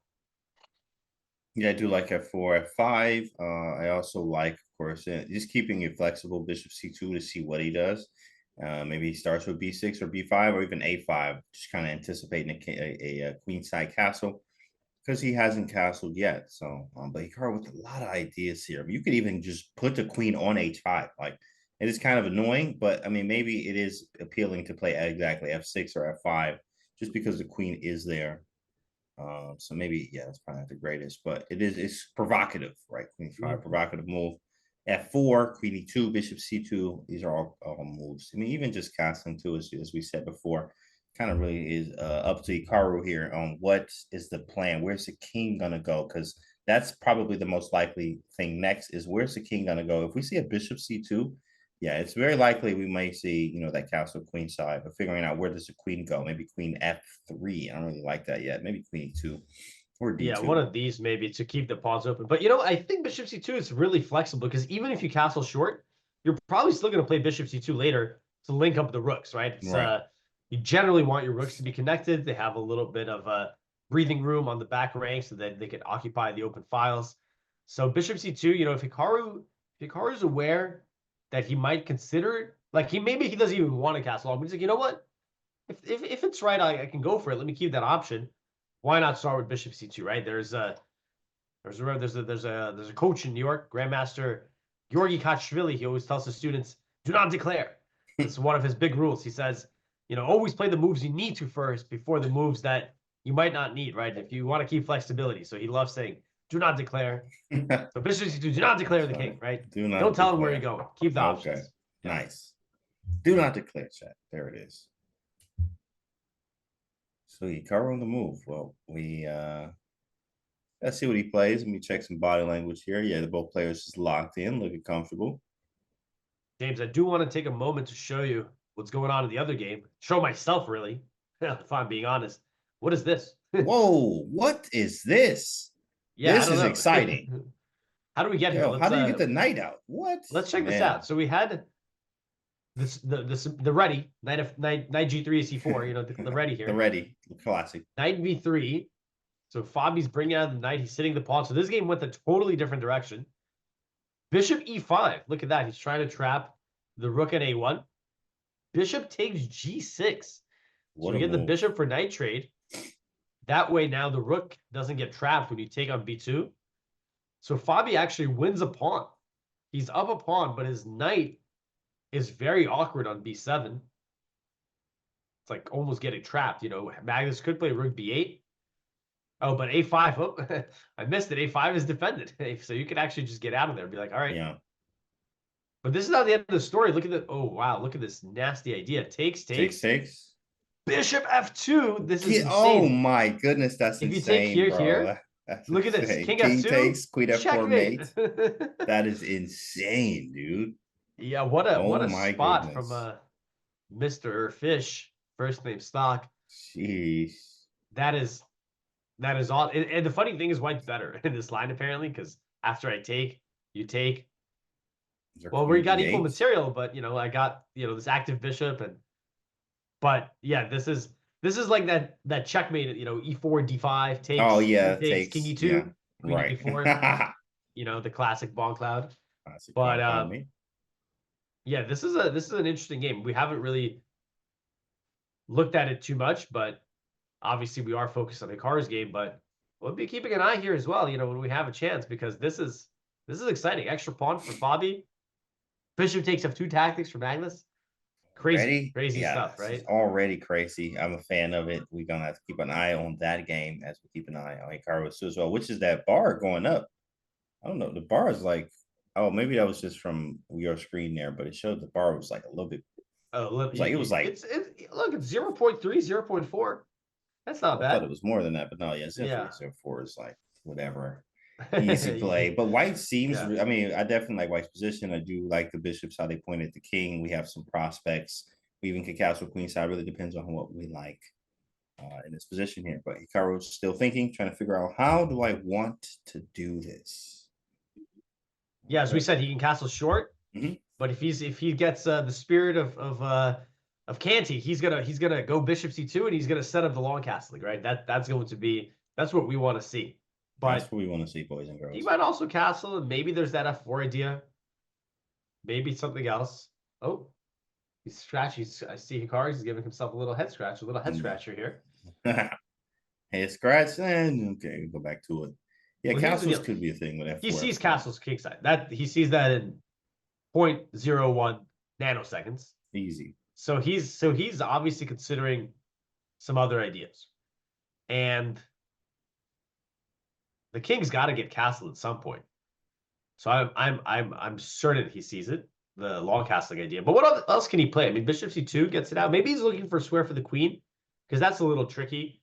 Like queen h5, it's under the bishop. Maybe queen g4, but then maybe like you could offer a queen trade or attack the queen. So you kind of have to keep the queen a little bit more passive. Vincent, you have this strange idea of no, but that's kind of really ridiculous. I mean, you're just thinking outside the box here, which is h4 immediately. The idea is after knight takes, a rook h1, and then knight g6, queen h5 type ideas. Yeah, Oh this yeah, is so gonna queen get 5, nasty, right? right? Exactly. So H6, h6, bishop boom. g7, king takes, queen Yeah. takes, king f6, knight h5, king e6, and then like, where's the mate? I don't know And then yet. there's something. We don't believe this There's is gonna hold. something exactly. The king's on e6. Yeah. Like, come on. But this is fun. But also, I was looking at if h4. What about bishop takes g3? But I like this because it's an imbalance. I'm a fan of Whoa. making imbalances. Yeah, my structure's strange, but Mhm. exactly. Queen f3. Now I have h5. I have g4, and I have the bishops, and I can still castle queenside. I love this type of chess. It's dynamic. So Yeah. it's different. It's weird. It might be if black was developed like queen on c7, bishop on d7, and rook coming to e8, it'd be a problem. It'd be a problem. Mhm. But because like I'm not developed and my structure is bad, but my structure can be bad. Why this is if they can exploit it, which he can't right now due to my activity of the pieces. So I think this is very fun. Maybe he's thinking really outside the box. That is very, very possible to play something with an h4 type of idea. You also have castles, and the thing is, like, he's spoiled for choice. Like, you have so many moves. You can play bishop c2, you can play castles, you can play this h4 idea. It really is very, very intrigued to see what he comes up with. Yeah, H4 is definitely a nice idea here, especially when these knights are on these I don't know if these squares have a name, but it always seems like when the knights are on these 4 squares, it's very common to push the rook pawn to dislodge the knight. And not only can you attack the knight, you can keep the pawn rolling. So Let me that's an check this idea. line with Yeah. h4 takes, rook h1, and then the other knight to g6, because I couldn't figure out what to do on that. Same thing. Let's go queen h5. I But guess I'm there's not no even direct there's no threat. threat. Exactly. Right. But There's no direct. we're gonna set something up, right? Maybe f4, f5 can come. Maybe we just get it over here. I mean, if I'm casting long, I don't care if I give you a pawn for this file, right? That's gonna give me a lot of attacking ideas. But it does feel like h4. It's an idea in the air, but maybe first, obviously, if we get the king castle, then that's really gonna do some damage, right? So it's definitely an idea, but maybe I mean, right away. So the engine actually doesn't even take your pawn, which saying, Really? all right, I don't want that smoke. Just goes here. H5. Now, okay, what's this line? Takes. Now knight f5. Okay. You Whoa, understand that. man, Oh, this it's a is super tactical. bro. Super Come on, bro. yeah. It's not letting you have your fun. It's not letting you It's have any fun, like, actually. yeah, the engine is just, I mean, And get it's this, if you ever disrespectful. take, you I might mean, get it's open the crazy. rook. Nah, Yeah, the I mean, it engine makes be trying sense, to right? some dank If you have the stuff. king here, you might not want to push h4 immediately, My but goodness. after long castle, we're all for it.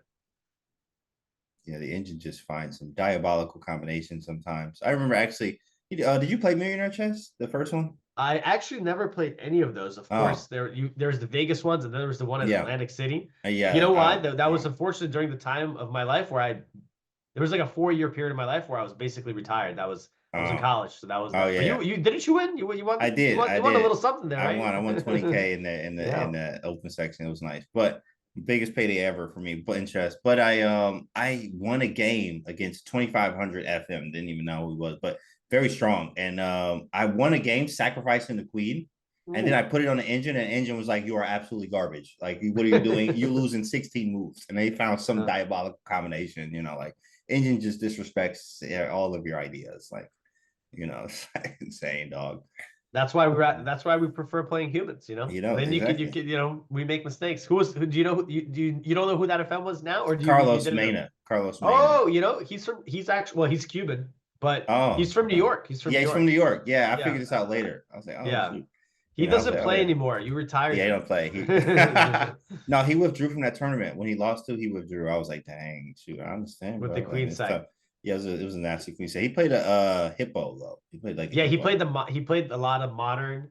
A He hippo. Oh, he must have not played. I mean, that was like 10 years ago. He must have stopped right. playing around a decade ago, I remember. But I know he's like a chess teacher. He's still I'm pretty sure he's still in New York, but haven't seen him at the board for a while. But no, you're right. I think he was 2500 USCF, but even FIDE, I think he was FIDE, like he was he at was the up time there he was too. 25 FIDE because I went 25 in there, FIDE? yes, and You I was sure? like, I was pretty sure, bro, because I looked, they had the FIDEs up there, and they had my Yeah. FIDE is 0, because I didn't have one then, Yeah. like I didn't have a FIDE in it, so and it was 0, so they had mine up there, and I was like, oh my goodness, bro, I didn't know because like I FIDE was master, looking. grandmaster, right? Like Yeah, I thought this. I was like, dang, yeah. bro, FIDE, he's been is exceptionally strong.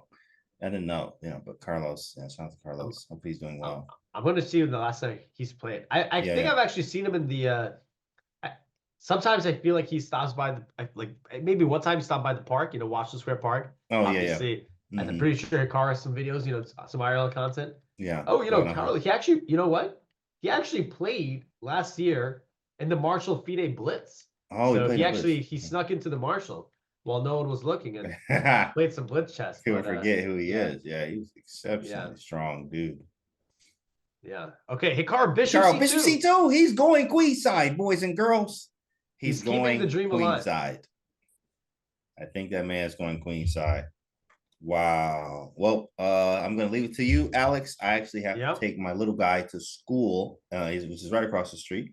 So I'll be back in about 20 minutes or so, guys. So hold it down, chat. Bishop C2. I cannot wait to see the capsule queenside, hopefully, and then I'll be back in a few here. All right. We'll see you soon, James. All right. All right, chat. It's just us right now. Bishop C2 just came from Hikaru. Love to see that move. Now, of course, this doesn't mean he's going to castle queenside, but it could happen.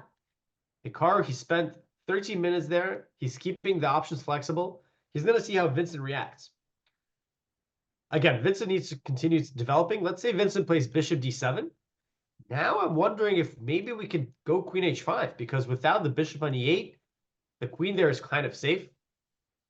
But the engine is killing my fun. It goes Queen to C8 here. Try to trap my Queen with Bishop G4. But perhaps Queen E2 here. Nope, also not Queen E2. But also, I'm trying to get the king castle to the queen side. So we'll see. I think Hikaru wants to keep the options open. Short castles is not going anywhere. Long castles, though, might happen. All right, guys. So, won't just be me for long, because as Vincent kind of goes into a thing here, we're also going to break for a little bit. So maybe we'll return with James, but the break shouldn't be that long, so we'll be back. And let's see how Vincent reacts. He's probably realizing Hikaru might long castle. So we'll be back in a moment.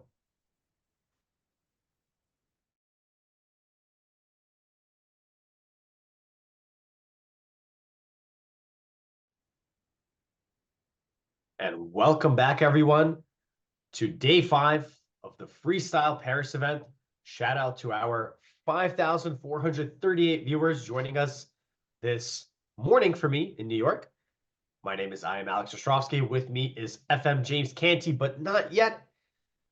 You can enjoy his lovely chair and beach background. He will be joining us soon. And we have a couple moves since we went on break. The last move that we saw in this game, Hikaru played the move Bishop to C2. Now, we were pretty hyped to see this move, because this means Hikaru, he's keeping the dream alive of potentially castling long, not just short. Vincent reacts with F6, which is a pretty good move. He blunts the bishop on C3. He also potentially gives himself the F7 square for the bishop. He gets control of the E5 square. And Hikaru very quickly plays the move F4. So shout out to the chatter who was suggesting this move earlier. F4 here is a space gaining move. It takes away, of course, the E5 square from the black pieces. There is a situation perhaps where Hikaru can consider playing F5 and maybe following up with knight F4, knight E6, but this is going to come at a price since it opens the bishop, it opens the knight. So I don't know if we'll see F5 on the board, but F4 restricts black's pieces. The pawn on E3 does become backwards, but it's hard for Vincent to put pressure on it. Hikaru, of course, can defend it. We get bishop to D7 from black. So perhaps the idea is to play knight F5, putting pressure, playing rook E8, playing queen E7.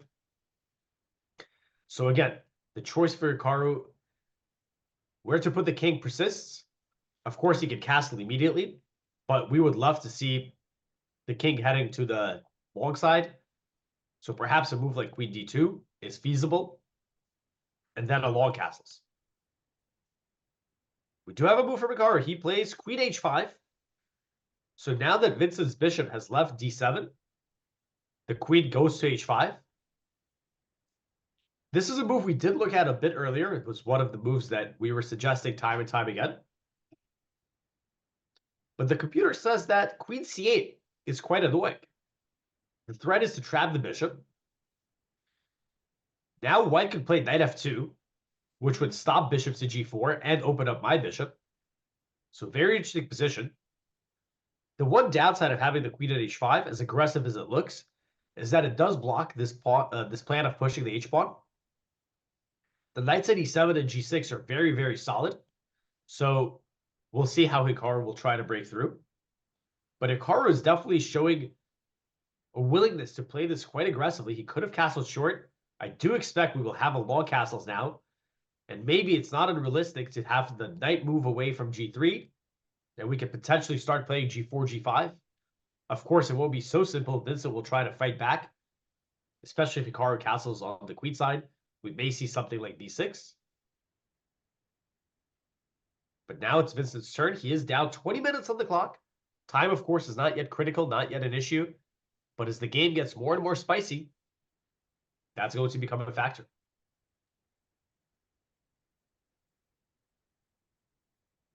Spike says this looks like, again, dangerous for Black really fast. Indeed, if he plays a bit passively, Hikaru will be able to whip up an initiative on the king side. But Vincent finds the best move, queen c8. Excellent move. Couple of ideas here. Not only am I trying to trap the queen, but perhaps if you play a move like h3, there will also be knight f5. And the point is that if you trade, now if I get my bishop to f5, this is a great diagonal. You go g4, I'll put my bishop on e4. That's the wooden shield right there. And the bishop does a great job of defending the king side. We can get a long castles, but now here comes b6. There could be a queen a6 idea at some point, opening up some files as well. So queen c8 is a great move from Vincent. Bishop g4 and knight f5 are the ideas. That's why knight f2. Oh, and Hikaru is reaching. Hold on a second. What's he reaching for? Hikaru is... Yeah, Vincent was about... I don't know if you guys saw that on camera. Vincent was about to get up. And Hikaru reached over the board and Vincent stayed. I actually have... I can share something kind of funny. Sometimes when I want to get up from my board, whether it's, go to the restroom or just get some water or whatever it is, sometimes if I see my opponent reach for their move, I just get up anyway. I'm like, all right, you're not going to make me sit down. I'm just going to go do what I was going to do. Because a lot of times what happens is exactly what happened here. Hikaru reached for the piece, Vincent stayed, and then Hikaru put his hand down. So I'm like, I'm just going to go. You can make a move if you want. I'm going to go anyway.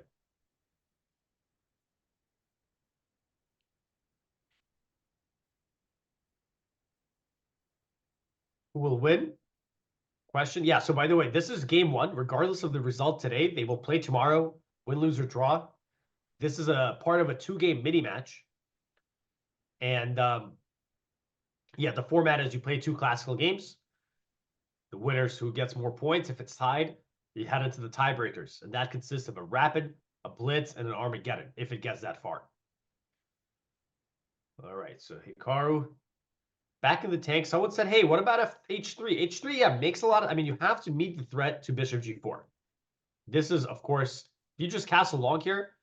Well, you walk into a double attack, but it's not even a double attack. Your queen is just out of squares.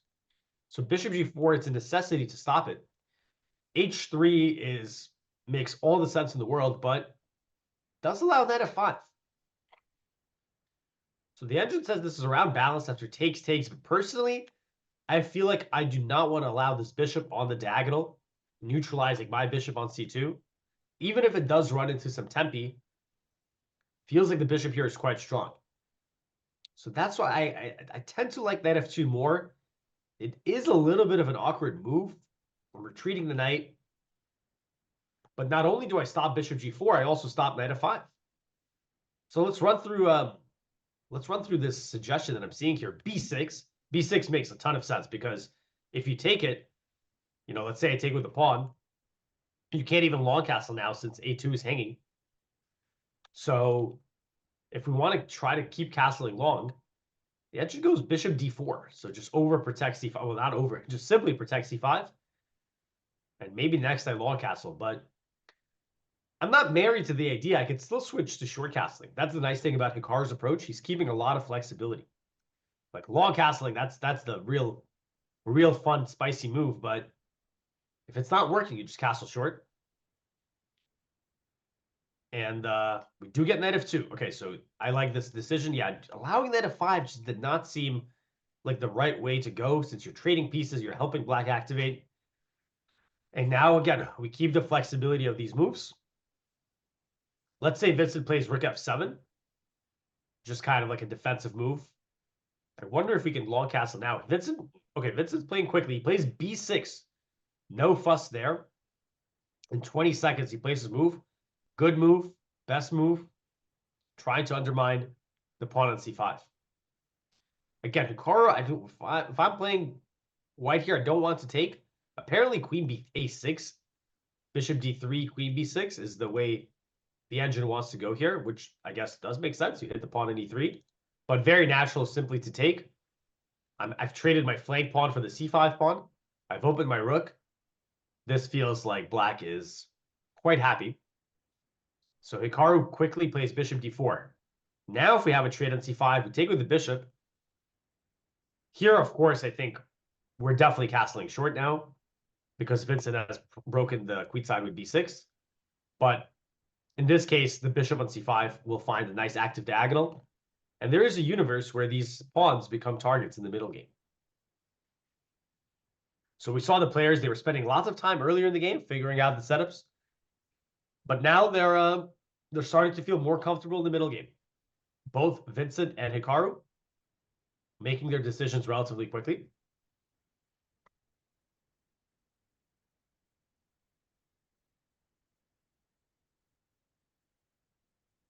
Just reading the chat in case you guys have some questions. Vincent's turn to think.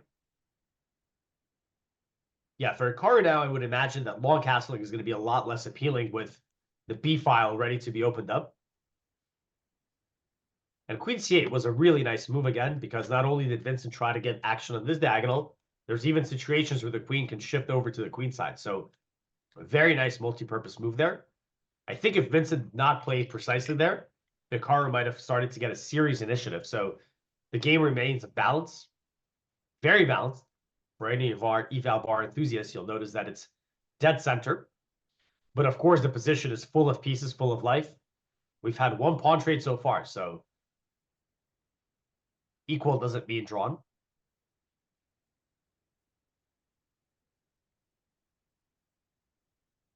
Yes, Mr. Canty will indeed be right back.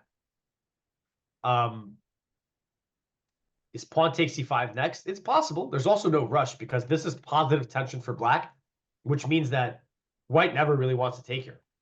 Again, I'll make a random move for black to illustrate. This would just be a huge mistake. Apparently here there's c5, which is quite nasty because there's some tactics on the c file, but ignoring that idea, after a takes b6, this is just a great trade for black. c5 is coming, the rook's open. So I don't see a reason to rush this move. It's not a bad move necessarily, but there's just no rush because white is never really threatening to take on b6. But at some point, of course, there will be clarification of that tension.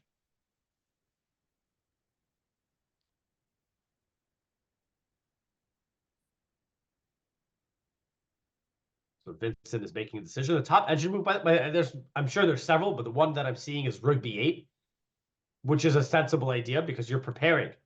Now you want to take on a c5 potentially, and then take on b2. And yeah, so for example, if Hikaru was to castle, now there is rook takes b2 ideas. So that's why the engine likes rook b8, but perhaps white can play b3 or something just to get rid of that pressure. So Vincent has to make his decision. And ooh, chat, look at this. Yo, Auntie, what's up? how we doing? Good, man. Good. What's up? What happened so far? Well, let me bring you up to speed. Not a lot of moves, but still some action in them. You're going to like this. You're going to find this interesting. So f4 was played by Hikaru. I think this is the last moment where that you saw the game. So he plays f4, grabbing some space. And now that they're playing quite quickly. We get bishop d7, queen h5. Says the bishop left e8. But Vincent, he's seeing some nasty ideas. Hikaru goes knight f2. And I like this move from Vincent, b6, because he's seeing that Hikaru might castle long, so he's immediately opening things up. Hikaru's trying to keep it closed, and now we get rook e8. So I feel like long castling, it's still possible with b6 on the board. It's going to be a little bit more dangerous. So maybe we'll see a short castle, right? Coming up here. Yeah, maybe we'll see a short castle because we really want to go long castle. That's what he's thinking about. He's trying to make it work. He's sitting there calculating, like, yeah, I see him. Yeah, doing the pawn twirl there. I see him. Yeah, maybe castle queen side. Let me see. Castle queen side. Okay, probably takes rook d8. Yeah, something like this. But a7's hanging, but no, I'm not taking that. So I don't have the same attack anymore, which is strange. It's just not there. It's I gonna was take going to a say lot. one of the downsides of the queen here, it looks active, but that plan that you were blessing with h4, h5, Yeah, it's I not would hitting love the to play same that. way. I would love to play it now because if I get the pawn to h6, that whole thing's broken up, like f6 and all of that. Yeah. If we can get the pawn down the board and we can remove g7, we're going to be slaughtering the black king with the bishop pair. Right. But yeah, Hikaru. Yeah, I think here. So actually, at this point, the entrance is going b4. Now it's switching. All right, let's play B4. positional. Let's control all the space. Yeah, control the And squares. let's maybe get castled and hold it all together. Yeah, unfortunately, we might have the castle king side. Really wanted to go for this aggressive attack, but it's just giving too much. I'm not getting enough in return, like risk to reward. I'm always into the markets these days. So a lot of times is risk to reward, and the risk doesn't seem likely, or it's not appealing for the reward here. So probably have to end up casting king side.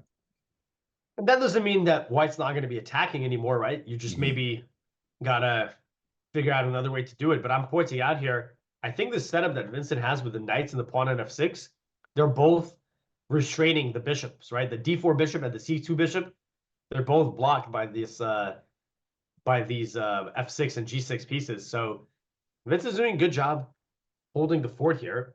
Honestly, incredible defense. Incredible. I actually think queen f3, knight h5 could be a plan. And then with the idea of sacking on f6 and just for the compensation, queen h5, knight h5, queen f3, knight h5, bishop f6. I mean, it's going to take a while to do that. Well, we're going to get a little help with this position because we actually have a confession from Vincent Keymer. So he's going to give us some insight. Let's hear what he has to say. Today's starting position was quite tricky, I would say. The first move for white was quite clear, c4, as also happened on all boards. The reply wasn't that clear. Of course, knight g6, what Magnus and I think MVL played, was the move that I also would like to play, because if it works, it's most likely the best. But at least in the analysis and also over the board, I wasn't sure how to react to queen b3, so that's the reason. I didn't play knight g6, and first move c5 after knight g3, knight g6 would have been fine, but bishop h7, as happened in Rapport Pagananda, seemed kind of dangerous. Also looking at how that game evolved, I don't really like black's position, so I'm kind of happy I didn't go for that. What Hikaru did was very principled, pushing the pawn to c5. We got this very interesting structure. It's potentially extremely dangerous for me, since I've already fixed my castle to the king side, while he can still go to the other side and start some attack. For now, I'm kind of relying on that f5 square, which will be, I think, quite important in that game. I assume that currently he's thinking about whether to play f4, which would kind of cut my bishop on c7 and also give him some attacking chances, but of course, strategically, he would give few things up. For now, his knight on d3 is clearly the worst piece, and also the piece that kind of gives me hope that I will have enough time to kind of get the setup that I want to get. But the opening stage was really complicated. I mean, what Arjun did, I think after the first moves, he got to the same position, that he chose a different move order, allowing f4, which I didn't like. The problem for me with starting on f6 was also that after something like e3, e5, I was always worried that h4 ideas might be coming in the wrong moment, so that's why I started with castling. But I'm also not entirely sure whether that was so great. Simply, c4, c6 seems like the kind of move that gives white quite a bit of freedom. But yeah, as I said, knight g6 there was queen b3, so I wasn't really sure what to do. For now, I don't see a big issue with my position, but I am very much aware that it can be very dangerous. So I'll need to be very careful not to run into any kind of attack, because I believe once he would get, for example, like f4, knight h5, g4, I might just get crushed. So I really have to make sure my pieces get out, and I am kind of stopping his attack. So the time he takes to set those potential attack up and regroup the knight on d3, I need to use to break out. Well, we heard it from... We hear from Vincent himself. James, I found that super insightful. These guys see everything. These guys got top, I mean, obviously they've got top level understanding. The way he broke down the position, I thought was very instructive. Yeah, he said also out of the opening too, he didn't know how to respond with queen b3, which makes a lot of sense. So he went a different route, and he mentioned also the knight on look at that. d3. Yeah, it's kind of annoying. And by the way, you know why he wasn't sure? Because the best move is c5. Just wow. Yo, you're play crazy. down the pawn. And play knight b6 and play down the pawn. Yeah, okay, I get it. You get some compensation because the queen's kind of weird in there, but yeah, very difficult to do. So he played a more practical way of playing. He also mentioned the knight being the worst piece on d3, which Hikaru has now rerouted to f2 now. So we will see. Yeah, and you know what else I thought was quite interesting what he said?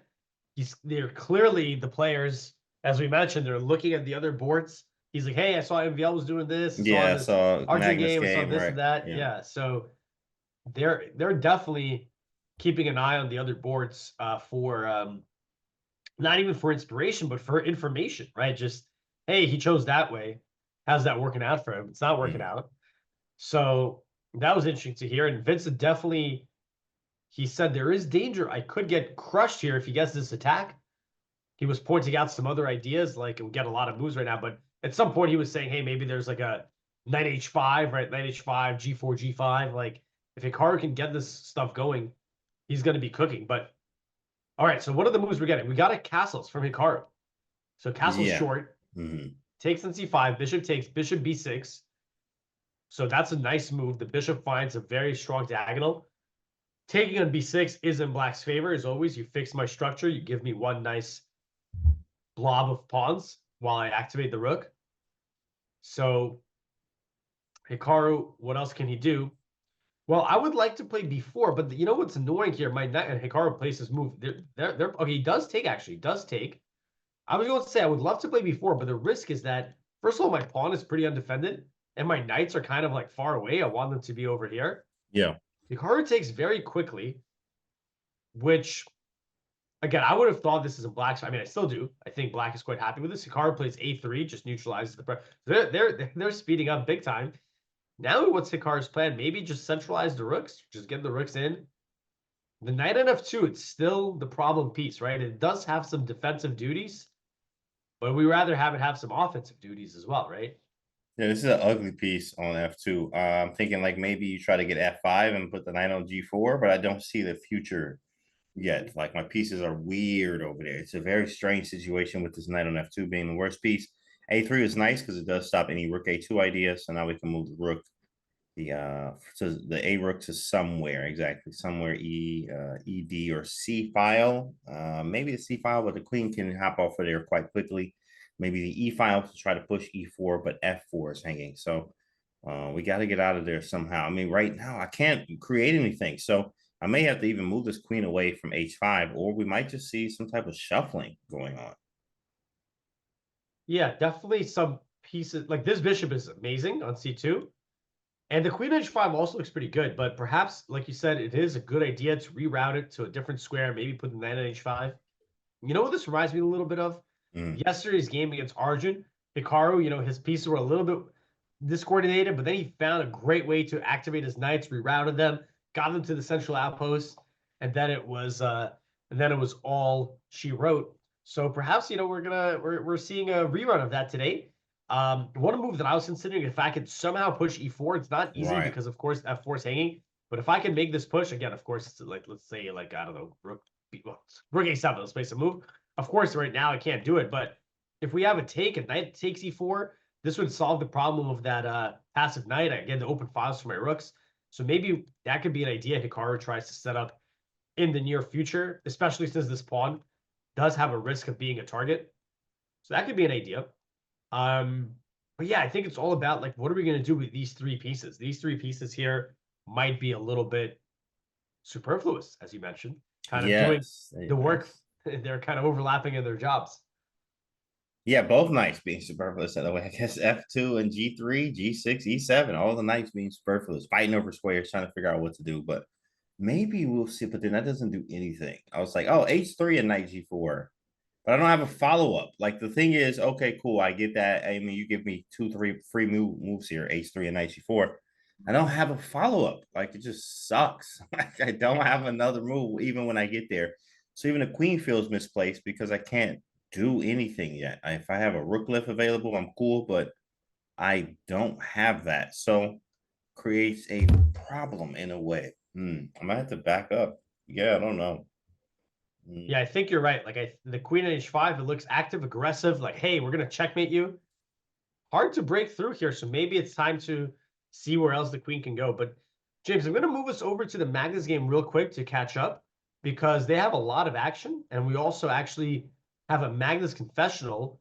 I want to just see the position first so that we can more appreciate his thoughts. So let's quickly kind of see where they're at. Last we saw was like right here. We were like, what's going on? There's an extra pawn, but the knight on b7 is getting trapped. So now it is trapped. We get a4, d5. So the point of a4 is that if you do take my knight, I'm going to have a5. Okay. I'm going to win the piece right back. So pretty tactical. Oh, look at this. That's funny. You got this bishop is just getting double harassed. Yeah. So, whatever that is. Yeah. So, but then they start getting a lot of, we get a castle. So the game actually ends up getting quite a bit simplified. And, but it's not over. I mean, Fabi's got the more active rooks. The bishop here, it's kind of restricted by the light square pawn. So we could see some dark square domination. You know, let's maybe bring this knight around. So yeah, looks like Fabi's still a bit better here. But anyway, let's hear from Magnus. Let's hear what he thinks about the game so far. I think we're now unfortunately headed towards a position that's very equal. I had an alternative on the last move where I could have gone for move d5. And the idea is that he would escape with this knight via a5, but then I could actually have taken his pawn on f2. Kind of a cute trick, but I mean it's not very good. I just wanted to mention it, but yeah, now I think it's going to be pretty flat. I think the only like minor try he has is to go pawn to a4 now, but then I think maybe d5 is the most precise, and then after let's say a5, d takes c4, I think everything's just getting swapped. Calling all right, so some quick thoughts there from Magnus. He thinks the game's heading to a very equal direction. He did point out that trick, James, that we were looking at. He was like, hey, this is kind of nice. It's not very good, but it's very cool. How do we get there anyway? It was some d5 move here. Yeah, like a d5, like this trick we were pointing out, right? Yeah, checkmate. Right. Yeah. So Magnus, of course, he smelt it, but he was like, that's pretty cool. Maybe not the best. Right. So he thinks things are pretty safe, and it is very simplified. Fabi plays knight d2, so yeah, what are you thinking here? They're going to make a draw?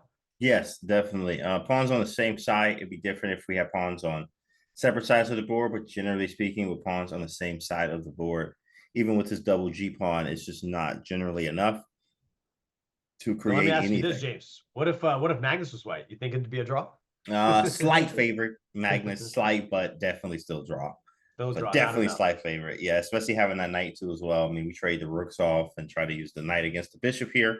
But generally speaking, yeah, this is probably gonna be a draw. I mean, these guys have like 45 minutes left in this position. They are falling asleep there. I know, but at the same time, very equal. It's hard to create a pass pawn. That's something that we would want.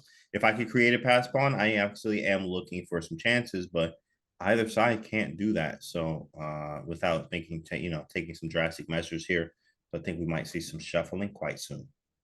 Yeah, very hard to break through it. Black just has no weaknesses. The knight is actually better than the bishop here, I would say, because the bishop just has 0 targets. But the thing is, white, even if you max out, you know, get the knight c5, get the rook to c7. Okay, you attack f7, I cover it, and like you said, you can't make a pass pawn, right? There's no, you can push everything on the board. It's just gonna create traits. All right, we'll leave these guys to fall asleep, like you said, because we do have a move in your, and look at this move, rook f8. What's that about? What's mysterious rook move? Help me out here. Very Chris. mysterious. It might be something with bishop back to e8. Like, I really don't understand. Maybe rook f7 or something too. It's just it might be just a move to shuffle and try to figure out what to do later. I thought the rook was great placed on e8. Even when you move the knight, e3 is kind of hanging too. So there's pressure there, but you play rook f8 here. Maybe ideas of rook f7 or bishop e8 could be the thing there. Can't he drinking beer? No, I actually Looks like a monster. yeah, I'm actually drinking a Starbucks double shot. So double shot energy there, you know, double shot energy. So yeah, beer light. I'm light on the drinking these days. So mostly Yeah, if you're an working athlete, out. I know Exactly, you've been man. hitting the gym, You know hitting what I the mean? boxing. Boxing, like Cut out yeah, the correct. liquid, I cut out the calories, right? correct. I cut out the liquid calories. So Oh. yeah, drinking a double shot energy. White mocha is that what they call it? White chocolate. These are great. In fact, yeah, these are awesome. Yeah, I got a little homemade coffee here. Got a coffee Okay, machine. I need to get a coffee So- machine. In fact, I need to get another one. Yeah, I'll be honest. You know, I've yeah, it saves quite a few trips to Starbucks. The You know, store, yeah. I got Yeah. one downstairs, so I'm always like, oh, I'll go there.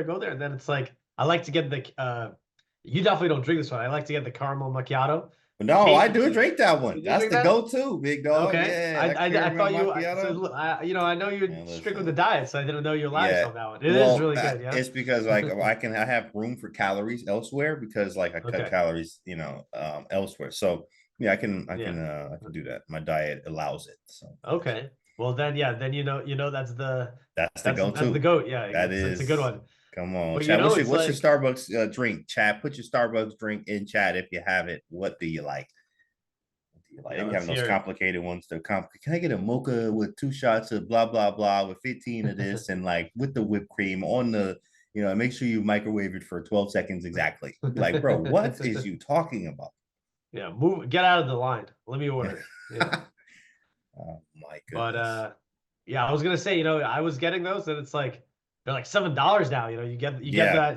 that, you know, 200 times a year. It actually Jeez. starts to add up at some point. 50,000 a year. But it on is pretty good. Starbucks. I'll still use my stars. You know, I come in. Oh, I got Yeah, the enough stars. stars. Let me get the drink. Yes. Get a few of those. Yeah, definitely. Actually, you know, you brought up you were playing in Charlotte. I remember when I was playing in Charlotte, there was like a Starbucks, I think, like right across the street or right nearby. Yeah, right near That the was my thing. breakfast spot. Yeah. Oh yeah, it's nice. And there was the It's Whole nice. Foods. Do you remember? There was the Whole Yeah, the Foods Whole on that far. Foods. Oh, Yeah, man, that was that's the lunch awesome. spot. That's the lunch spot. You know, I'll Yeah. take stuff to the room, Yeah. you know, get some stuff. Yeah. So out to Charlotte, North Carolina.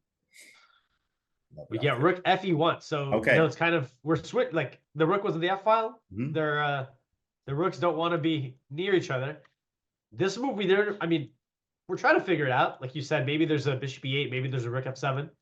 Rook e1, we understand, just kind of overprotect the weak pawn. And I think that maybe we can play something like queen f3 and then e4. So just need to add defense to the f4 pawn. And that's why he plays rook e1. I like it. I like it a lot. Queen f3 is not the obvious, but as you pointed out, it's like, oh yeah, queen f3, e4. As soon as you see the idea, it's very strong. It's very nice, very easy to understand. Queen f3 so that we can defend the f4 pawn, to push e4, and maybe e5 at the right moment. But you got to be careful with the the rook being on the f file now. It's going to be hard to play e5. But queen f3, e4 looks pretty good. And rook a to d or rook a to c1 and create something there. I like it. Yeah, I like Hikaru's position as well. Feels like Vincent's got maybe a little bit of a better structure here, but if Hikaru / when Hikaru activates his last rook, maybe gets a way to put. I mean, I think if White gets to play e4, he's going to be really chilling. Let's say Vincent goes rook f7, right? We're not sure what this like. Let's just go rook f7 for now. Okay, let's go rook d1. Okay, in this it's funny. The engine says rook f8 is the best move. Let's play rook f8. That's fine. So I'm thinking, okay, I need to defend this pawn. So let's say go queen f3. Again, the problem is you could go queen c7, but just for illustrative purposes, let's go king h8 or something. e4, pawn takes. I don't know which. Oh, I guess I have to take with the g knight since I got to keep g4 covered. Yeah, something like this, could start to get a little. Of course, we've stolen like 3 moves from black, so it makes sense why our position starts to get better.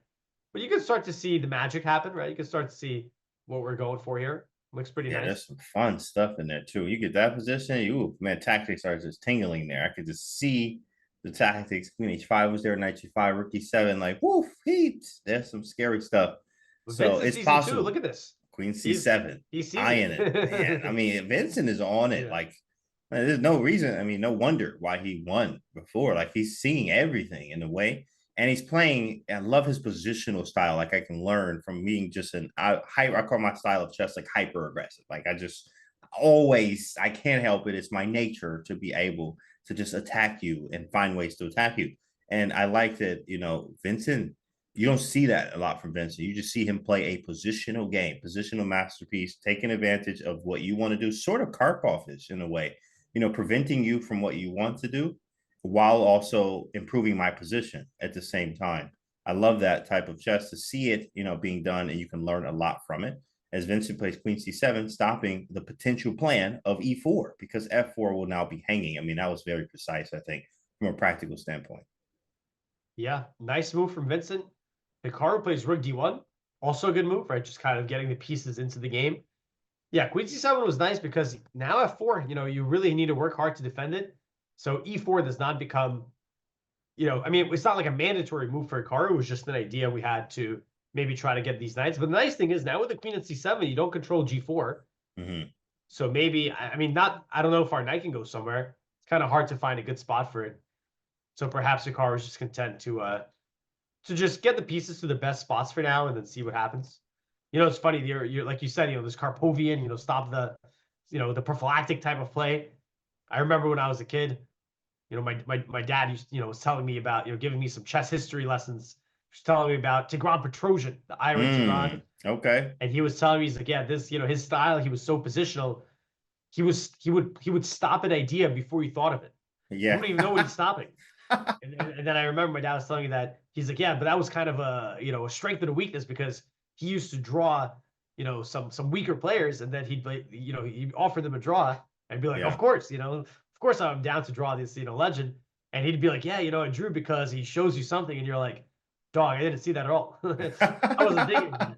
He was like too prophylactic almost. Prophylactic. Right. That was the lesson that my dad gave me. I remember when I was a kid. But yeah, no, queen c7 is a good move.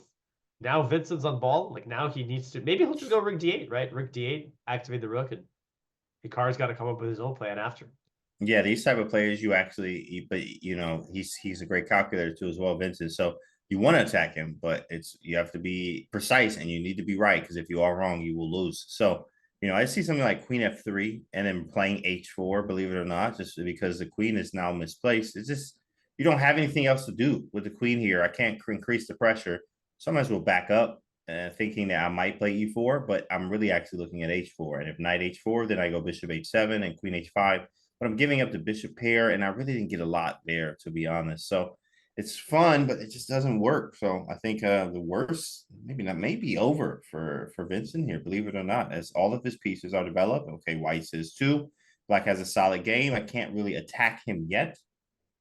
And if can I go f5? No, but the rooks, I can't rook lift. Like I like have nothing. f5, 95, rook d4. Is that possible? Oh, you're trying. Oh, wow. I'm trying everything in the book. And then, well, the issue is that, yeah. So let's say we get rook d8 or something, f5. So the downside of f5, of course, is that we block the bishop, but you kick this knight out. Rook d4. You're really trying to just. Okay, there is bishop e8 here, but let's say I go even this way. How are we breaking through this position? This looks. Yeah, this is crazy. We need the darks for bishop, right? But now knight g4. Oh, we're about to mate you. Yeah, and he takes it off. And there's nothing again. Like but Vincent goes bishop e8, by the way. So that was indeed the point. Maybe he wants the bishop at f7, just defend the center. But if I'm Hikaru, I don't mind this bishop leaving the diagonal. It feels like this was kind of disrupting some of my ideas. Maybe now we shift the queen back. Let's say bishop f7. I was thinking, is there some knight h5 idea just to? Oh, now you could go e4 though. Yeah, I don't know. I don't. Maybe this is not. I mean, I'm sure this is not the only idea, but somehow like it feels like my pieces are geared up towards Oh, E4, this is right? nice because if you get E4, I don't know if he'll take, but if he does, you have knight E4. Then you can sack on F6 Knight and play Queen F6, yeah. C3. Yeah, that's nasty. Like, the whole idea is wicked. So very strong stuff. Very possible to get this going.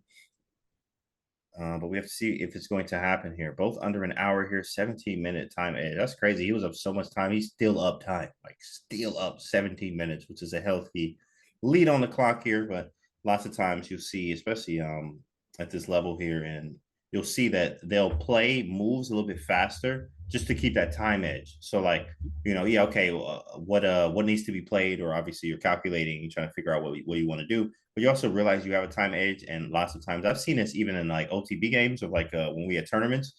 You'll see that sometimes they just don't want to lose, or they don't want to lose the time edge. So at some point they make the move before they're losing that time edge to keep the time edge, in fact. And if that happens where they lose the time edge, sometimes you see the psychological shift where like, oh, okay, now I'm up time.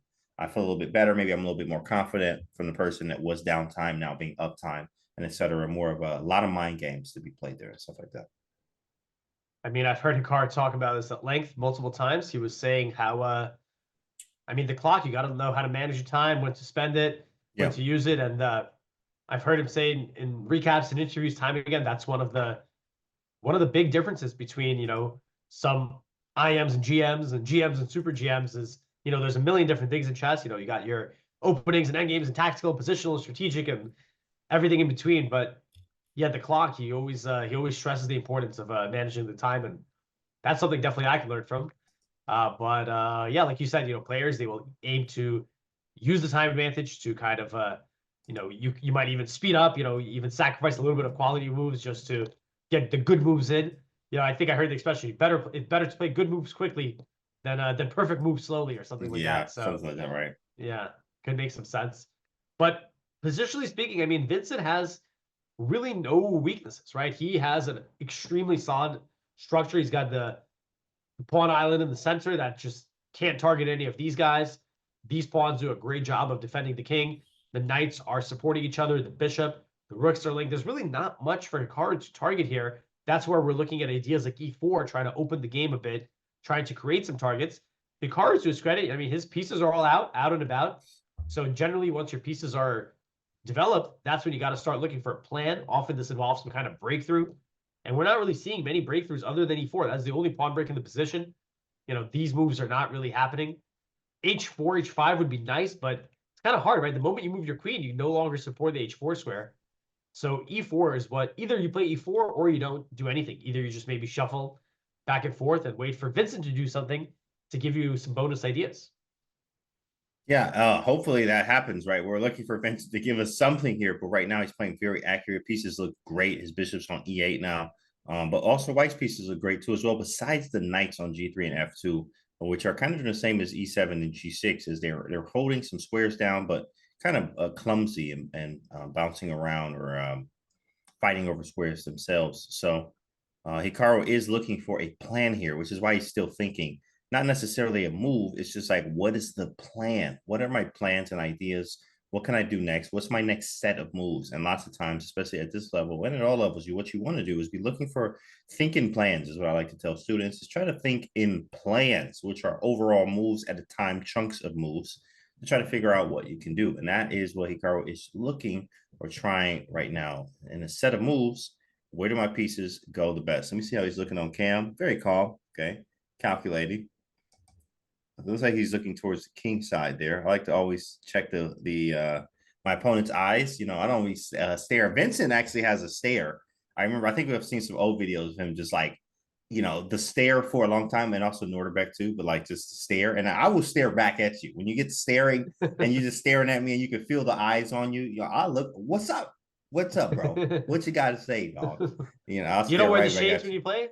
Yeah. Yeah, these actually are these cost a lot of money, so I actually only rock them generally. I barely wear these outside of the house. This is my most expensive pair of anything, basically, because it's a Detroit staple. If you Google like Detroit Cartier, that's kind of how we grew up, kind of thing. This is I was wondering, you're saying you look at the opponent's eyes. I'm like, do you wear this so they don't look at yours? But no, you're all about the smoke. Exactly. You can have a stare down.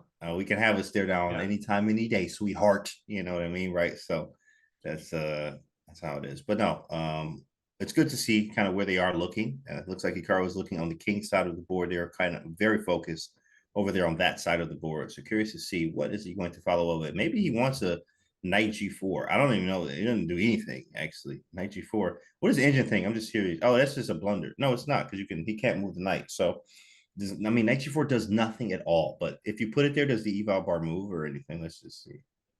It moves Yeah. a 0.0001. Wow. Yeah, in either direction. The problem is, like you said earlier, it's like this is an active move, but there's just nothing nothing forward. to do. Yeah. Nothing forward, unfortunately. Yeah, and yeah, bishop e8, it's not there. It's a little, it creates an X-ray on the queen, but there's really no knight jump, right? Normally you'd be like, oh, got him, so knight takes f4. Right. But nope, you actually got yourself, because h7 would be dropping. So Hikaru doesn't need to move the queen. Actually, the best move right now, I can't, well, it just flashed for a moment.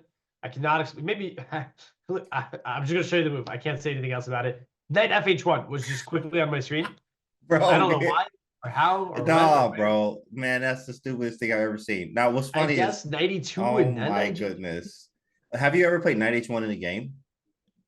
LTV game? I think so. I must have. I don't remember it off the top of my head. But there's a famous like knight h1, knight g3. There's a famous game where you sound like you have a knight h1 story. I do actually. Chicago Open. I don't remember what year. Maybe it was like 2019, I think. But I played knight h1 and I like twisted it full clockwise. Square, yeah. But I went knight h1, f2, h3, g5, and won the game. So it was nice. Nice little maneuver there.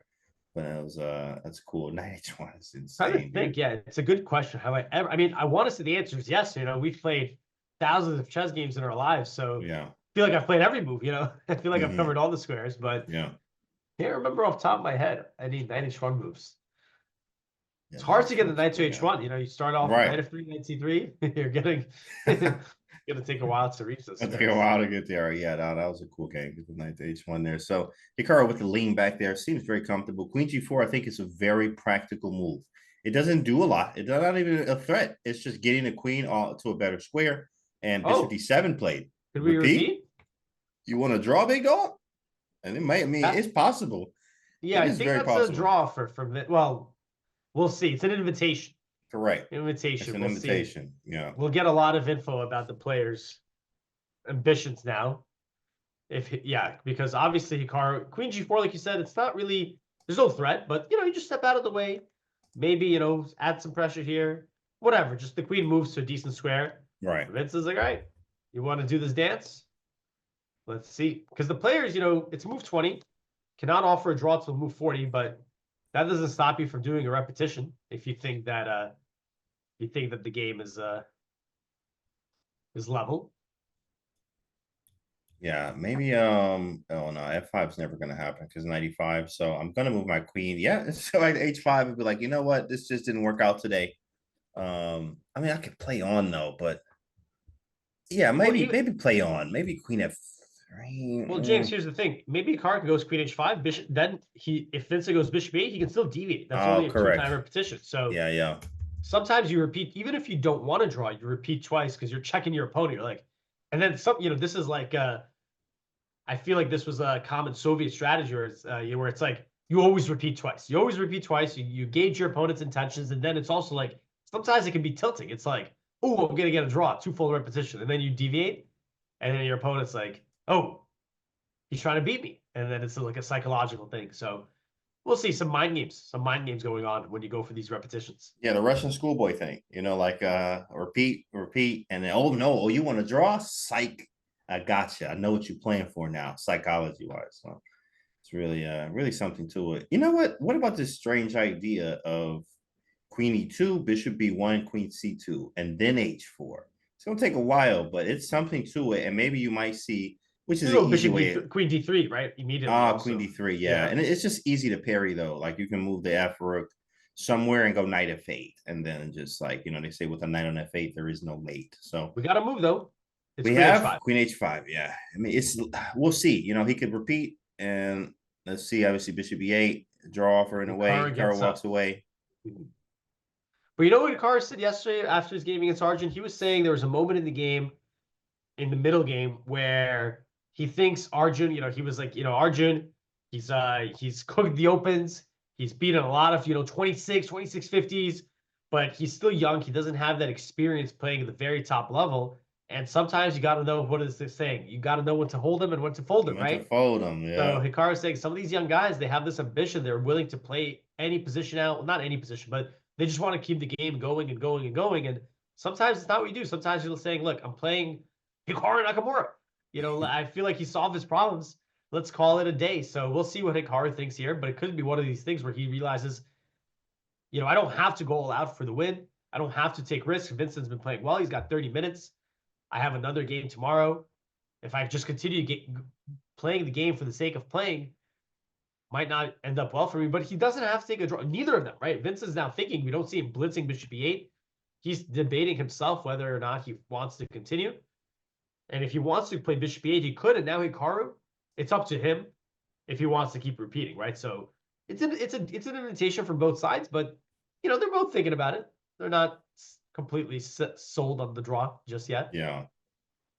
Yeah, they're not sold on the draw, which makes it makes sense, guys. I mean, not sold on the draw just yet, but it is possible. It's also likely, but it's also likely that they can play on. It really depends on how they feel here. I think the more that Vincent thinks so, he probably will lean towards bishop e8 because, I mean, this time deficit is growing a little bit more each time that you think. Obviously, he cut that time edge. I think he was down 20 minutes at some point, now only down about 12. So, yeah, cut the time edge, but still down time. And so we will see. Is he going to play on with what? Does he want to play bishop e8 or what? What does he want to do? Oh, rook d8, maybe rook e8, or just some move. But yeah, I mean, the thing about Hikaru's position is that it's super solid. I mean, optically, I would say that, well, I don't like the pawn on e3, right? It's a backwards pawn. e4 is an outpost, but then we zoom out and we really think about it. It's like, well, there's zero pressure on this pawn, right? There's just no one attacking it. You are as far as possible from getting to the e4 outpost, which, by the way, I totally dominate the control of that square. So there's really no serious issues with Hikaru. Like, I feel like Hikaru's position his pieces near optimally in the present moment. So neither side really has an easy target. And I agree with you, James. The more, this is not just Vincent, this is, I think, true for most games. The more like a player thinks, the more they are inclined to just end up going for the draw, because you're like, oh, well, okay, now my time is even lower, and you just kind of end up going for it. So I'm looking at Vincent. He's I feel like he's got the body language of someone who's like, all right, that was pretty good. I think I'm down to wrap it. Mm-hmm. I feel like that's what it looks like. Yeah, I can see that. If he wants to win, he'd be like, oof, he'd be like more locked in, what I mean? Like, can't see him. Head. He seems a bit relaxed, right? You ever seen like somebody calculating like this with the elbows out? I haven't seen that one yet. I haven't seen that either. I haven't seen that one. It sounds like you might do it. See me at the table like this, guy. Because you can flex the biceps that crazy. Way. You know what I mean? Flex you can double flex, double pump, real hard flex. Yeah, that'd be funny. But yeah, he's not locked in like this, so it seems like he's just ready. I mean, he could do anything here. What he play? Oh, he's going for rook A to D. Oh, here it is. He said, "Play on, big dog. Play on." Rook A D8. Yeah, so he goes. And look at it. Okay, let's look at Hikaru's reaction. Okay, he's like, all right, hey, we play. I see that. The eyebrow raised too. Okay. All right, you want to play on? All right. All right, we got a game. Vincent saying, I'm the champ. I have won every match. The champ is here. But then also Hikaru's like, but I am world champ. Yeah. I am the world champ versus the tournament champ. Right. All right, we got a game. I really, I think Hikaru quickly. I'm gonna be honest. I really thought Vincent might go to bishop e8, but he likes his position. I mean, he can still do it. He can still go back, right? But I like Hikaru's move, knight e2, right? We were saying, what about these knights? Where are they going to go? I think knight d4 could be an idea now, right? Mm-hmm. Let's bring that knight over. Also, hold on a second. This is another way to defend f4. Perhaps we still can. By the way, e4 now is an idea, because even if you take at f4, I take back, queen takes, I take on d5, h7 would be hanging, right? So maybe e4 is a move now. Yeah, that may make him think a little bit, which, I mean, yeah, you can think, but you got 26 minutes, big dog. A 10-minute think is going to put you in the danger zone, actually, of having, less than 20 minutes on the clock to get this done. He plays King H8. Oh, wait, So is he knows. that I played King oh, you H8. played that. I saw him moving to, I saw his I was hand just go up. trying to see if That's this funny. is Okay. like, okay, he is moving though. Queen C8. Queen C8 is the move. But hold on a second. Wait, what does that do? Well, I guess nothing. he wants to Well, put something on F5.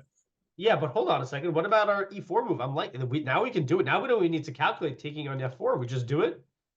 We were saying this is what our pieces are going to do. So, okay, pawn takes, and you can't do knight takes just yet. Knight takes, you got to worry about bishop maybe G4. bishop G4. So let's take Yeah. with the bishop. I feel like this is reasonable. Engine goes for bishop F5. Makes sense, right? You did play Queen C8. This is kind of petering out a bit. But here, black has... I mean, this is very equal, right? We're just trading a lot of stuff. So let's see. It did seem like, yeah, knight E2 is nice. You defend the pawn. Now you can play E4. So let's see if, well, Hikaru, he's refilling the glass. Stay hydrated, glass, chat. glass half full. Everybody drink some water at home, chat. Get some water in your system.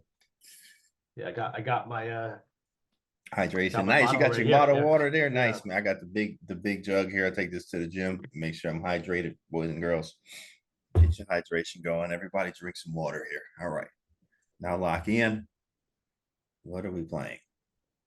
Yeah, let's see. I mean, Hikaru, he doesn't have to. I mean, you could play a move like H3, right? That way you never really got to worry about any bishop G4 ideas. But it feels like, yeah, let's see. E4 is definitely... We've been discussing this move for a hot minute, and seems like now could be a good time. You've defended... I mean, what's the point of E4? You open the rook, can maybe activate the knight, you can activate the bishop. Getting rid of the D5 pawn opens up more of our pieces, opens up the diagonal, opens up the file. So it seems like something that we could consider. That is correct. Something we can consider here. E4 looks good. Same candy with a mom water jug. That's funny. Like the Stanley or something. That's funny. I don't have a Stanley. I have a big Stanley water Cup, jug. yeah. Stanley's, those are funny. Bourbon has some water in it. Okay, you know what, Mitch? Listen, it is early here. We're not doing any of that. Hello, Alex James. Hello, Guido. Hello, chat. What's up? Let's get some energy. Shout out to chat. Over 8,000 players here. Whoa! Shout out to 8,000 of you. Man, Yeah. let's get some spams in chat, man. We need to see y'all in chat, man. 8,000. Where are you guys?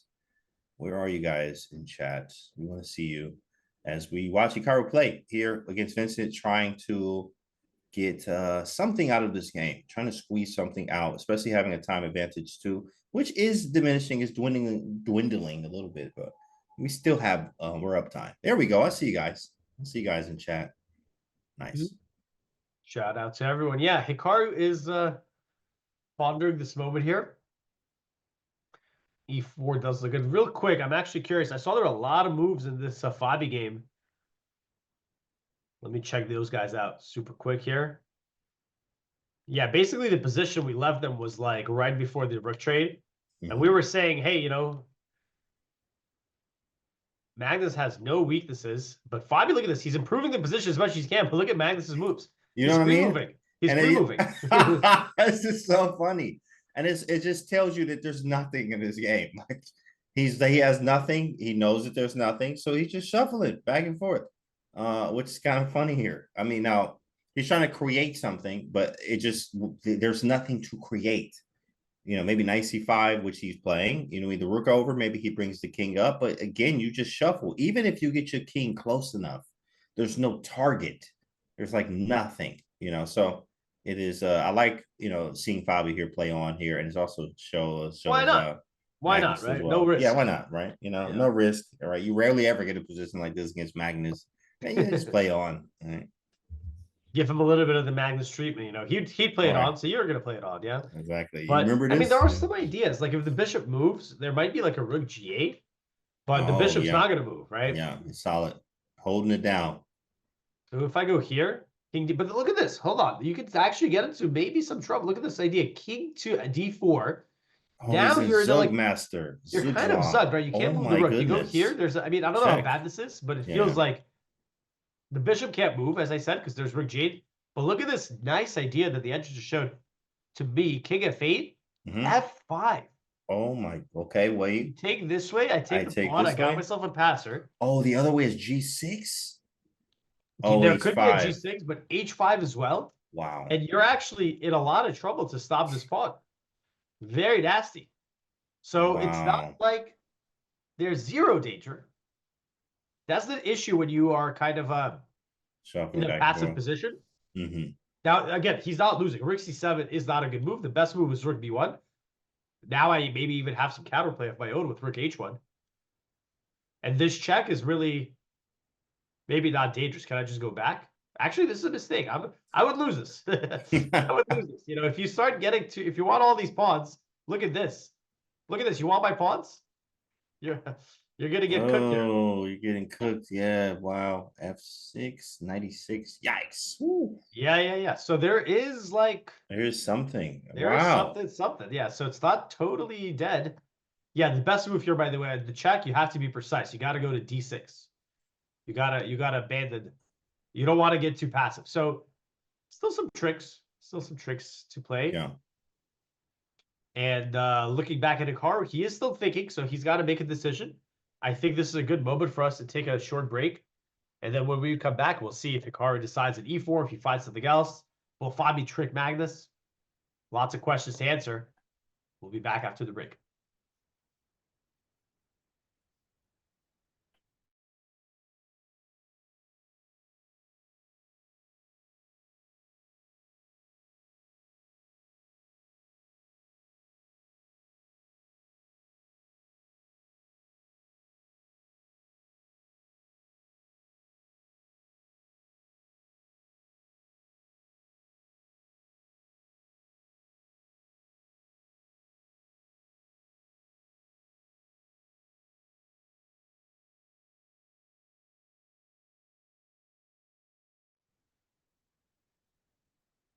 Welcome back, everyone. We're joining the action between Hikaru and Vincent Keymer. It's your hosts. I am Alex Ostrowski, FM James Canty. We thought this game might be a quick draw, but no draws here. They're not repeating.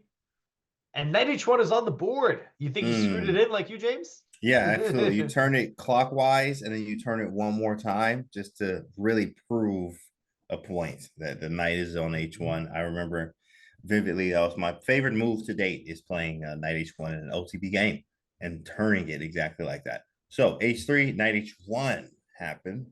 Yeah, so first it was H3, yep. And now we no longer need to worry about any bishop G4s. We get bishop E8. And Hikaru goes knight to H1 in the position. So presumably this knight is going to G3. The other knight just was on G3. You move it away. Now that this knight gets here, and maybe the E2 knight can get to C3 or D4. So a little bit of housekeeping, a little bit of reorganization in White's camp. Hikaru is not worried about any discovered attacks with this knight, since H7 would be a target. And he's keeping that small but significant time advantage. You know, you're up 10 minutes. I got an hour 10, you got an hour. No big deal. You got 1 minute, I got 11. That's when it's going to start counting. That's when it really will start counting here. You start to see those mistakes here as Keymer is locked in here. And you can see on his head, like, yo, I got to figure this out. I got to make a move. You can start getting nervous. You start making mistakes here. Time's running. You got your opponent has a time edge, 10 minutes. Yeah, it's small. But as time runs out, that small advantage on the time actually becomes a much bigger advantage, as you pointed out before. Absolutely. And let me point out a line here that I think you and the chat will appreciate. The engine is saying, all right, you know what? Enough with this checkmate idea. We're going to go F5. We're going to go F5, and now we're serious about knight takes F4. All right, fine. Don't hurt me. I'm going to go queen F3. Oh, you think you were nice with that knight H1? What about knight H8? What about going back to H8? Why? Because I want to go to F7, D6, and then I'm going to jump into the center. Yeah, that's kind of funny. You're like, yeah, well, yeah, you can do it. I can too. Watch this, right? Like, yeah, that's actually and kind of Hikaru, funny. you know, he's gonna shades of yesterday. He could actually maneuver that knight to the D3 and E5 square. That's exactly what he did yesterday. Knight D3 to E5. So this is a sample variation, but it'd be funny to see the knights dance. Yesterday, that was the theme of the game. These knights. Arjun had these knights. Hikaru had these knights. His knights ended up galloping around a little bit better. we might see that showdown today as well.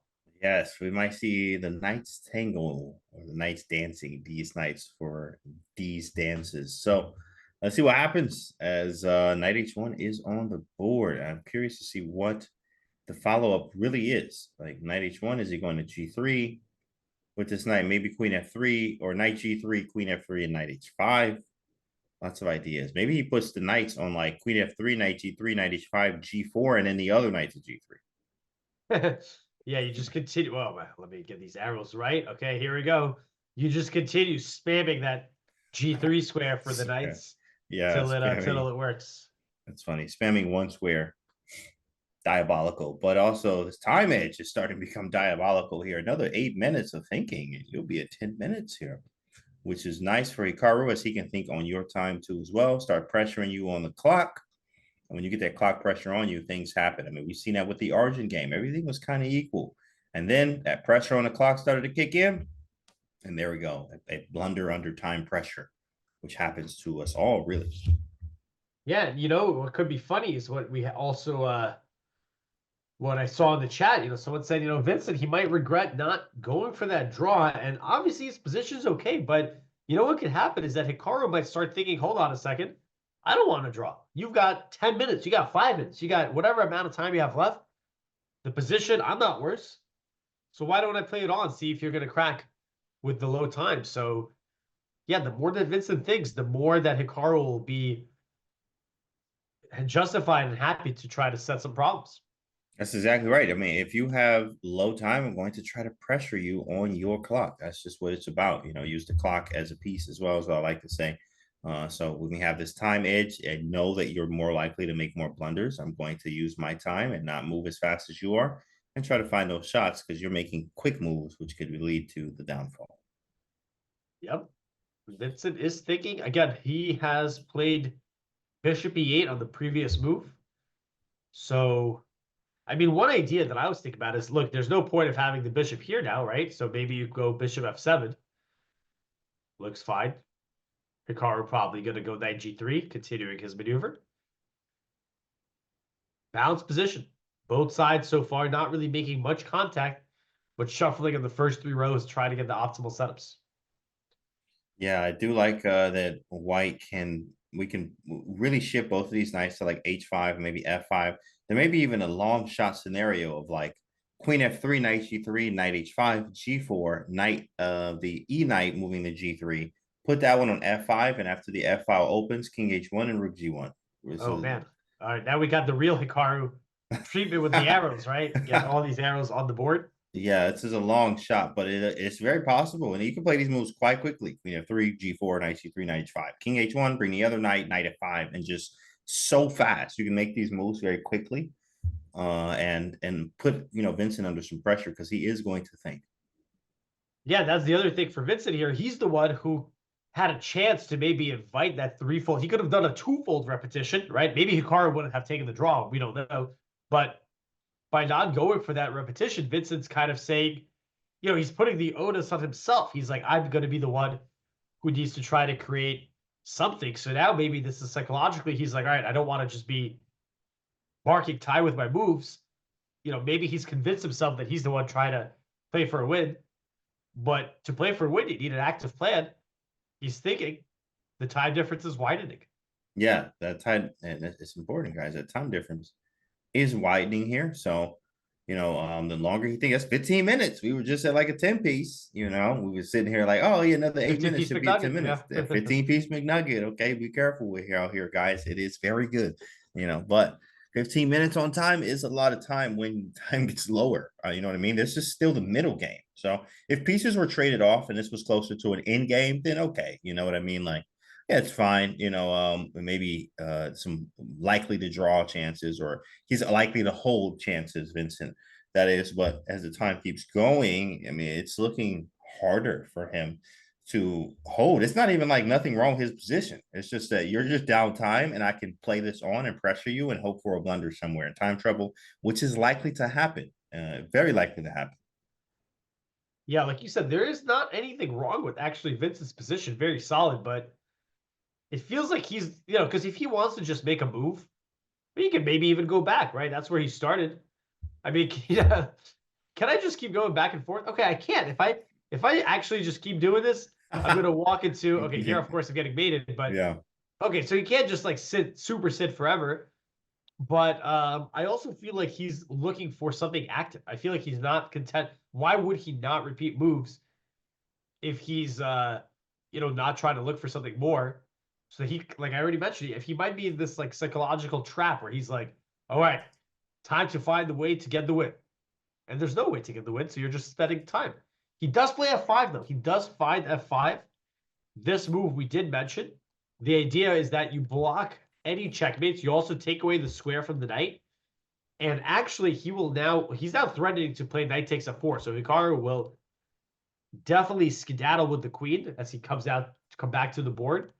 And the question is, okay, Hikaru quickly goes queen F3. Will Vincent play knight H8? This is a really nice, and we do have a move. It is knight H8. So Jeez. both players using that edge of the board. They're using that Vincent. corner square. Very nice. Locked in. Yeah. Locked in, boy. That's good stuff. Yeah, and then you bring that knight around to F7 or D6, put it to E4. But I'm gonna do the same. Yeah, yeah, I'm gonna do the same and put it on E5. Yeah, I definitely smell a G4 here at some point, but I think maybe you can even end up taking, and no, that's not gonna be good because I can play F5. So yeah, maybe we could play G4 at some point. G4, Right. yeah. I mean, this is A something you were time, mentioning. time G4, yeah. Yeah. Especially if we can get our rooks to the G file. I think both sides will be looking to improve the knights. By the way, these knights, just as a reminder, let me go back to the starting position. You would have thought they haven't moved. You'd be like, oh wow, these guys, they're just playing without the knights. You fast forward, not to give you whiplash, but look at those knights, haven't Right, changed. they're here again. You're like, wait, what is But this? they went back home. Knights They did back 4 on years the of starting college and squares. back home. And back home, guys. Yeah. The knights are there on H1 and H8 with a reroute option of F2 and F7 for black, moving the knights to the center. And again, it's really that time edge that stands out that Hikaru has. Oh, that really can help. Actually, Master Chief, he brings up a good point. This is not the same night. This is not the same that's night. the other night. This is the night from C1, right? Is that where it started? Yeah, it's the C1 night. It went. That's a good point. That's the twin.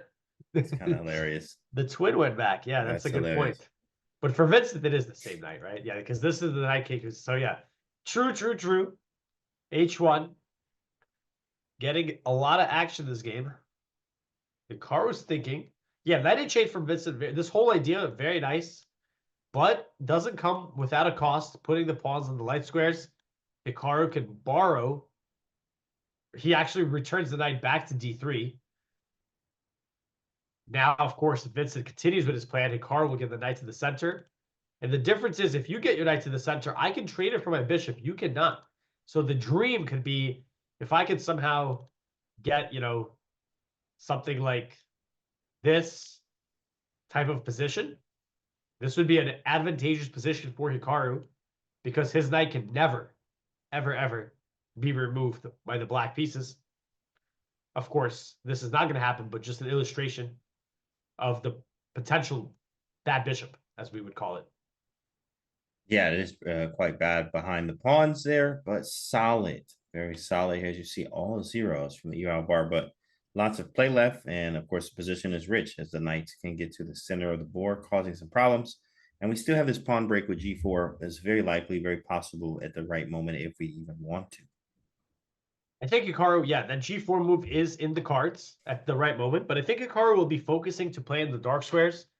The knights have outposts at D4 and E5. I think B4, if I can play this move, I would love to get my pawn on the dark squares. Maybe, check this plan out. Maybe I can make an outside pass pawn one of these days. Maybe I can, that's not going to be easy to do, but it's an idea, right? That's something that could be there in the very, very long term. Like the Argentine game with that passed A pawn, it is very likely B4, A4, A5. Yeah, and use that as a decoy or weakness for Vincent to try to figure out what to do here. 27 minutes for Hikaru, though. These guys are thinking using all the time. What do you play? G4 on a board? Yeah, I understand. I know Hikaru. I know the feel. I You know know the what? feeling. G4. Is this one of those moments where Hikaru is like, you know what? Vincent's got 14 minutes. If I play positional, knight f2, knight d3, he's got easy moves. I'm going to make him think. I'm going to go Yep. aggressive. I'm going to go g4. If you take, that's great. I open the bishop. You know, we're going to get some pieces in the attack potentially. So this move right here, maybe he's timing it so that he doesn't want easy play for Vincent. He wants to make it more exciting as the time trouble approaches. That is correct. Laffy in the chat says, Tactinos, los Tactinos, mis amigos. Sí, sí, nosotros aquí. Now, here we go. Yeah, knight f7. Okay, knight g3. Oh, but he's running on knight d6 probably. Yeah, knight f7, knight d6. Vincent plays that move. He's not intimidated. He plays that move in very short order, 1 minute. Of course, that was the whole point of knight f8. He wants the knight on d6. Yeah, Hikaru, yeah, I was saying he might want to go in the center, but now it makes more sense to just go back. Try to force your opponent to take on g4, but two could play that game. Vincent can play bishop d7. He's saying, no, you take me. You take me, and now you break up your chain. Hikaru could also think about pushing, right? That's an idea. But then he doesn't get any attack, right? Right. So let's see what he does here. Yeah, knight f7. And here we go. Maybe just knight g3, you know, like follow up. Knight on h1 is very bad there. We don't need it to be there. So we probably should just develop. Let's put the knight on g3. Knight g3 would be consistent, but lots of defense for that pawn in f5. If Hikaru wants to put pressure on it, Vincent's got a lot of resources. I mean, Hikaru's got knight d4 and knight g3. Like, he can really line up on this pawn. But bishop d7 is annoying because it also makes a threat on g4. Okay, that is correct. That is kind of annoying. So how do we deal with it? Knight g3, bishop d7. What do they want to take though? Man, that is I don't annoying. love that Bishop Hikaru's d7 is not a good thinking move. immediately after I mean, that it's f7, right? Yeah. You would have thought he's got it figured out with g4, but now he's hesitating on his follow-up. Maybe he underestimated Vincent's defenses here. Okay, well, process of elimination. We have knight g3, knight f2, g5. Boom, boom, boom, boom, boom. Oh yeah, yeah. I mean, generally speaking, I don't want to take, right? I feel like if I'm Right. taking, Knight takes. oh, I think I saw Hikaru's hand. Oh, let me Maybe, check. maybe I hallucinated. Yeah, this doesn't feel like this is not what we want to do. I'm activating your knight. You can easily defend it. So I'm ruling out GF. G5 could be an idea, but I don't know. We've pushed the pawn up. The king is a little weaker. Vincent continues with his plan. There's also c5, bishop c6 ideas, by the way, which is pretty strong. I like keeping the tension, but I don't see how I can force you to take. Again, knight g3. Maybe you go knight d6. Can I go like knight d4? Bishop d7, Yeah, though. yeah. Bishop d7, exactly. Once again. And then, yeah, it's just, he has enough. That's crazy. Like, he has enough in every line. There's nothing that's stopping him from doing this. And then g5, like, there's just, we don't have anything there either. Like, wow, maybe I can You know get what's this funny rook to here? g1 I or have, something. how many pieces is this? 6 pieces? 5 of them are defending f5. 5 of them are defending f5. That is very rare. 83% right there. Very rare that Yeah. they all defend one square. That's why he's thinking. He wants to break through an f5. But that is not the square that Vincent will let go of. Yeah, even taking that boy is going to be locked down. That square is going to be locked down. Oh, knight d4. Yeah, it's the same idea. Knight d4, knight d6. You trade everything out. Wow. Let me see. Is there any body language from Hikaru? Nothing. Okay. Thinking it out. What's the time? 23 to 14. Yeah. Okay. Still about 9 minutes on the time edge. Ah, this is tough. Like, this game is not easy. I mean, you are Taylor Vincent, but Yeah. yeah, this is tough. He's He's a fighting. boss. Yeah, he's making it tough for Hikaru for sure. Yeah, Hikaru, yeah, he's played g4. Now he's got to look for the follow-up. Of course, we were saying maybe he could have just played knight f2, right? This is like a little bit more positional, but Vincent's got some easy moves, right? He's going to bring his knight out, maybe c5, maybe this here. So Hikaru wants it to spice it up, Some but G4. yeah, G4. It looks nice. It looks like a good move. Let's see the follow-up. Knight Knight F2. F2. Okay. Okay. Okay. All right. Makes sense. I mean, look, if Knight G3 isn't actually putting pressure on F5, might as well go to a D3 anyway, right? Might as well go to D3. Maybe Hikaru came to that conclusion as well. And Vincent does not. Oh, ooh. They're moving. They're what it says here. 1 second. So I guess he wanted to stop knight C4. He didn't really like that. We did hit B2 though, which was awkward. Yeah, just restricting the knight. You cannot go here. Yeah, because B2 was an awkward pawn to defend. Okay, 14 minutes left. I don't know. I mean, it doesn't feel like we have a lot anymore, especially what with the all the good news pieces is? defending F5. With the What we knight got? on F2, if you go bishop D7, at least I don't have to worry about you taking on G4 now, right? Maybe So I I go can king leave the H2 or tension. something, or king H1 here. Trying to go rook G1 now. Try to line this up, yeah? And Could be an double up. idea. Yeah. Yeah. Boom, boom, boom. Boom, Double on the boom, G boom, file. boom, boom. Right? Boom, boom, boom, bang. Everything, man. Going crazy. B3, yeah. Hikaru gets up. I think clearly he is trying to maintain the lead on the clock. Vincent has been playing quite quickly the last 4 or 5 moves as well. But now he's thinking, and B3 again, Hikaru played it so fast, just like, all right, you come up with a plan. I'm defending knight C4. I'm stopping pawn takes G4. You do something. Give me ideas. Get low on the clock. And you see Vincent chair shaking a little bit. I think he does that a lot with the chair shake thing. That's like Yeah, he's got nerves. he's a little nerve, exactly. Nerves there. Nerves. Look at him fidgety in the chair. Time is running, clock is ticking. Down on clock as well. So Just checking in real quick on this Fabi Magnus game. Let's put up just for a moment. This has changed. Fabi was active when we left, but there was no. Yeah, so Magnus, of course, did not blunder. Well, not blunder, but this would actually give a nasty idea to Fabiano. So Magnus goes forward. Obviously, he wins a pawn. He's up a pawn actually, but wait. All right, he's just up a pawn. It's not the most. It's not the most pretty pawn, but it is a pawn. it is a pawn, and now Magnus could be the one. Yeah, what's going on here? What's I mean, you don't.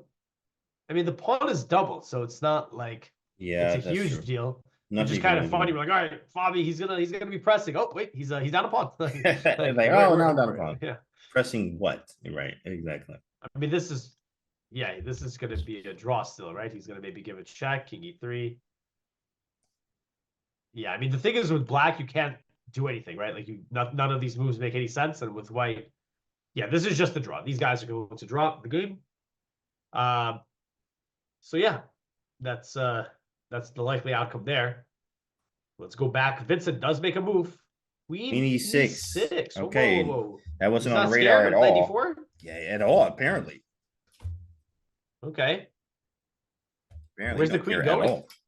Maybe he wants it like here or something? Yeah, queen F7. I got knight F3 and then 95, but Does he want this? Knight D3, yeah. Knight D3, D3, knight yeah. D5, yeah. Where's he going? I don't know. A little weird.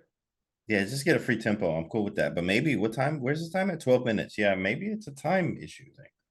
Maybe he just like, I need to make a move. So he makes a move real quick. Queen E6. Doesn't blunder anything, but gives a tempo and it's on the board. Yeah, Hikaru's like, all right. Why wouldn't I, right? That's yeah, let's see. So what is Vincent gonna do? What is did he want to bait the knight to D4 so that he can maybe play C5 with the tempo? Like that's but where's the queen going? Like knight Yeah. queen F6, you gotta Queen like F6, now ugh. is there G5? Queen F7, Queen knight F7. D3? Knight Okay, you got it G6. covered, but Somehow I don't know. holding everything. I doubt Somehow that's holding. a maneuver he's going for, right? But we'll see. We go. Queen has to move. Where is he going? We're about to see. He's not going to spend too much time here. He's at 11 minutes. Yeah. Yeah, I am curious. I mean, he can just go back, right? He has shown a couple times this game, well, that he might just be okay with a fake repetition.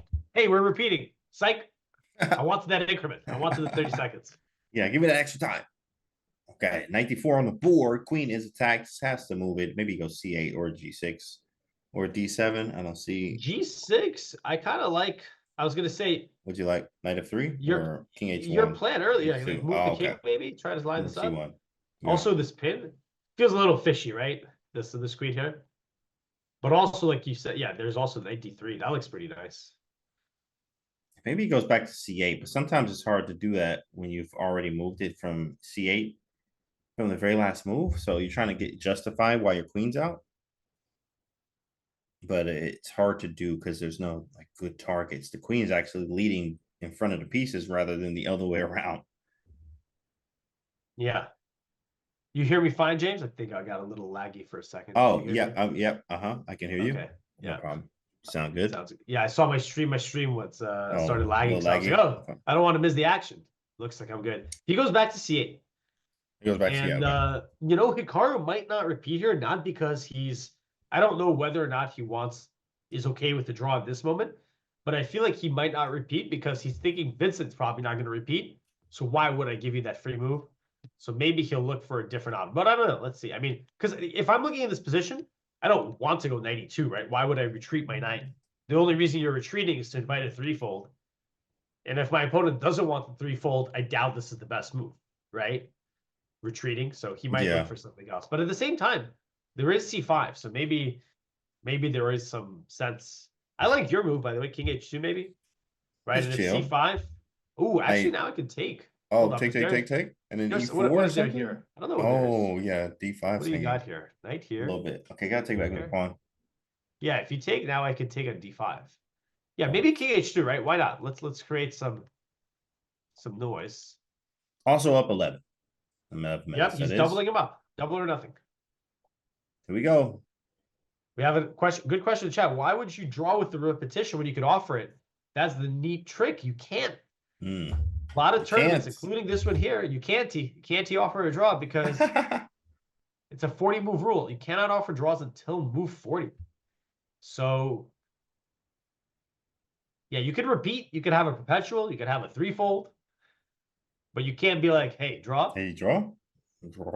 Not in the regulations here. Man, very important to understand. You know, we've been actually you haven't been to our New York events for a bit, but we actually have a no draw rule as well, but not 40 moves, just 15. Just 15. Yeah. We want to see some moves on the board. Yeah, you want to see exactly. You want to see some moves. We want to see the opening at least. So yeah, I've actually been noticing that a lot. There's another Norm event, and they have a rule that I also think is good. They have a no draw offers until move 20, with the exception of round 9. Round 9, you know, because a lot of times in the final game of any tournament, people just kind of want to go home. You know, if you're having a good event or you're having a bad event, all right, I'm over. Draw, get me out of here, right? So I kind of think that makes sense too. So I'm a fan of these. You know, I've played some of these open events. Like I played in Qatar, I played in Dubai. Some of these big open events with like, you know, the nice, you know, like the one that I played in Qatar. Hikaru was there, Magnus was there, and they also have this like no draw, like move 30 or 40 rule. Kind of like it because you're just playing the game. You don't have to worry about offering or accepting draws. I guess. Yeah, because especially if you like you want to play or you're looking for a game, and you also the players like and the people watching all over the world want to see a game here. So it's nice to be able to get a game with rules like this to make them play it out. You know, and then okay, after a certain amount, okay, you can take a draw if you like here. And this is a sort of that as we have ourselves a game. This actually is a game. Knight d3 to e5 still possible. King h2 to rook g1.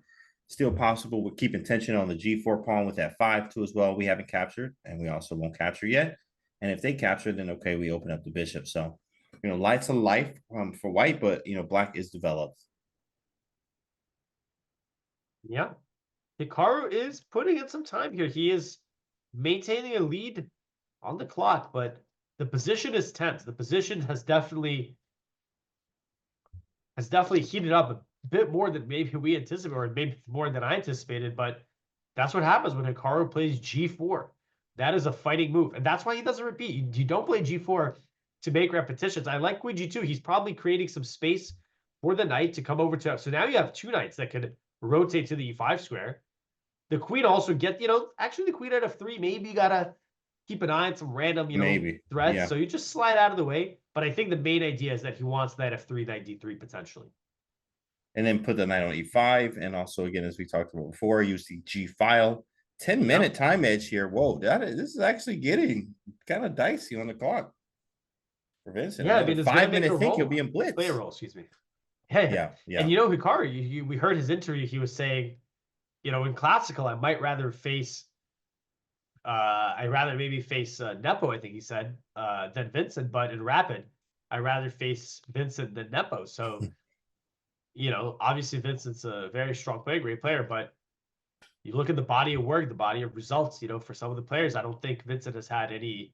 I mean, he did beat Nepo yesterday in the rapid. He did. He can, they can bite, but we'll see. I think haven't heard any big achievement. Vincent, of course, don't get me wrong, super strong, any format. But I think when you see the Title Tuesday list, I don't remember Vincent Keymer being the winner. Right? Yeah, that's true. But when it comes to speed chess, big dog playing white has to be the favorite. Especially as the time gets lower, it's very likely you blunder something in time trouble here. The question is what and where. And is it going to happen like that? Black's pieces are good, but white has some type of slight annoying initiative there. Oh, wait, it's queen. Okay. Yeah, queen G2 on the board.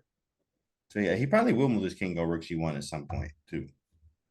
Yeah, that makes a lot of sense, right? Might as well prepare for the opening of the file. Whoa, yeah, the file got a little crooked there. There we go. Yeah, a couple different ideas. I mean, this really does remind me of a little bit of the Argent game in terms of how it was going. A little bit of maneuvering. Time starts getting lower. Hikaru remains ahead of the clock. More importantly, comes up with the better maneuvers, more effective. And and wins the game. We're very far from that win, but as the time gets slower and Vincent's got to make trickier decisions, increases the possibility of an inaccuracy. That's what we want. Like 8 minutes here, guys. Okay, this is getting dangerous, chat. This is getting dangerous. 3 minutes will put him at a 5-minute game. With coming back with the water. He is loading up for the final stretch. Well, that might be coffee in there. I don't know. Maybe tea.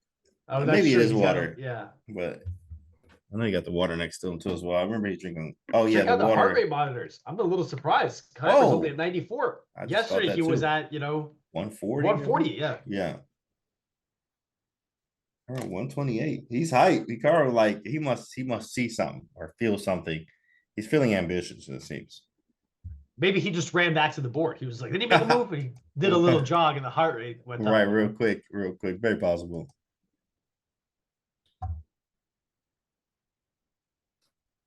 It's going down. See, he might have ran in, because his heart rate's going down. He might have actually jogged it. He might have actually walked kind of fast. He might have ran it, yeah.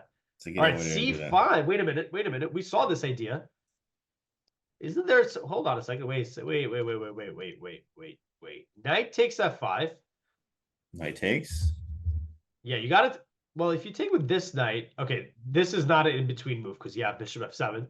Okay, so let's say you take with the D knight, pawn takes. You cannot take back, right? Because rook takes D5. I mean, bishop C6 is nothing because I just take with the threat.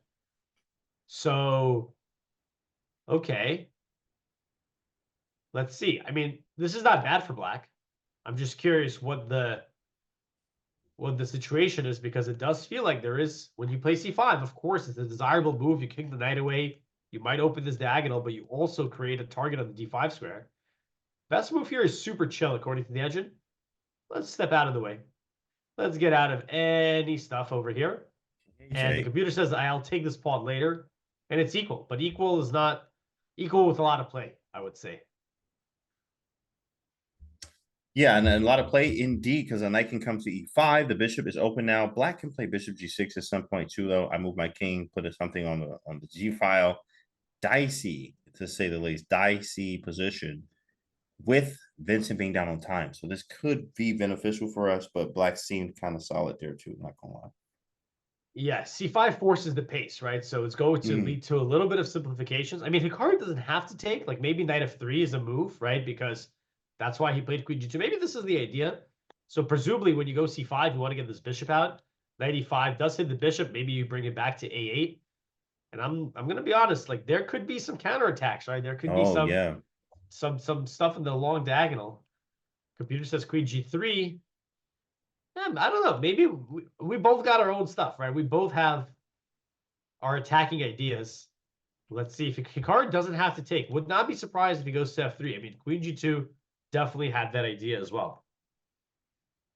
Yeah, is there anything wrong with knight f3 either? Like just trying to keep some tension going? Yeah. We were just looking at something like this. Oh, yeah, with queen g3, right. Okay, so what about let's go back. Yeah, Yeah, I there's mean, only you can't knight go f5 forward. and knight f3. You can't go forward. I'm Yeah, at e2. Yeah, I mean, I feel like it's knight f3 or knight f5, right? That's the correct, only, correct. So knight only realist. f5, he's calculating knight f5, takes. Yeah. Black should be fine there, to be honest, because he always can play What if bishop here? g6. Ooh, we got some Knight tricks. g4, yeah, there we go. got some Trickery, the Got trickery. 'em. Knight h6, Tactinos. Yeah. So you got to go here first, knight e5. That's nice. Yeah. Apparently, that's all. We're going through so many different lines. Equal, according to the computer. So after knight f5, knight f3, computer actually thinks black is better, but it's a lot more tense. You know, it's a move that keeps a lot.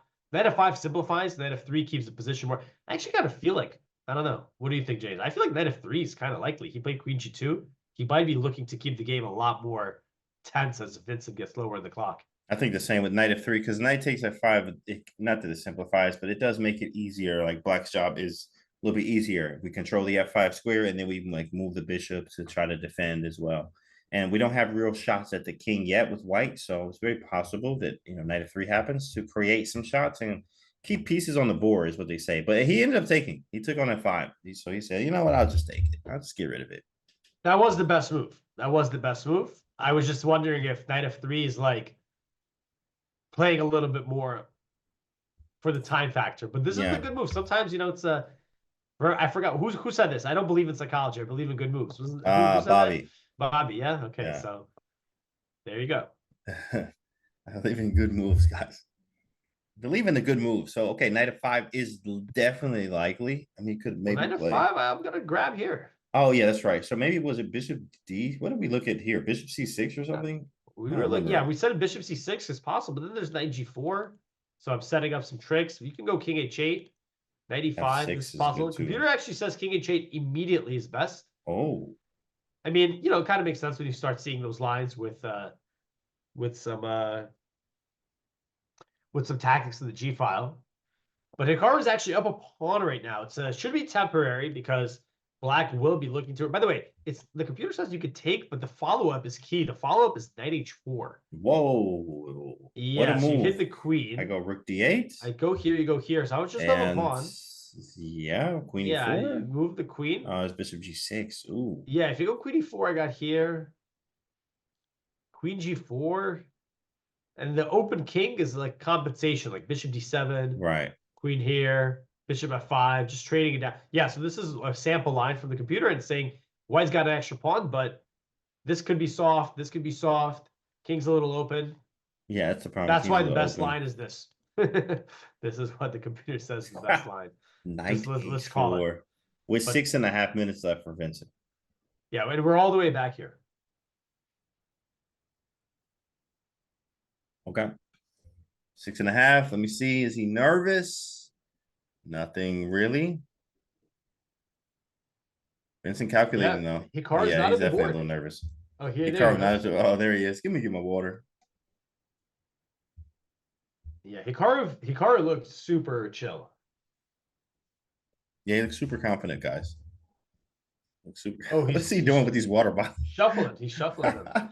He's recycling. He's recycling. Nice. He's a recycler, guys. Sounds Hikaru. Look at that. Environmental. This Bobby game is actually still going.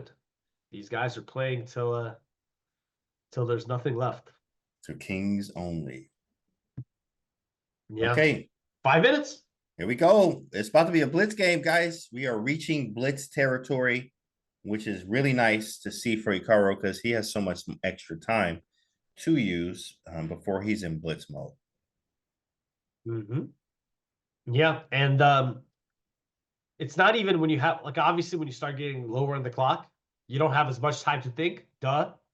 But there's also this element where you just start getting more nervous. You're like, oh, damn, I got 2-3 minutes. Gotta move, right? So that's that panic setting in, essentially.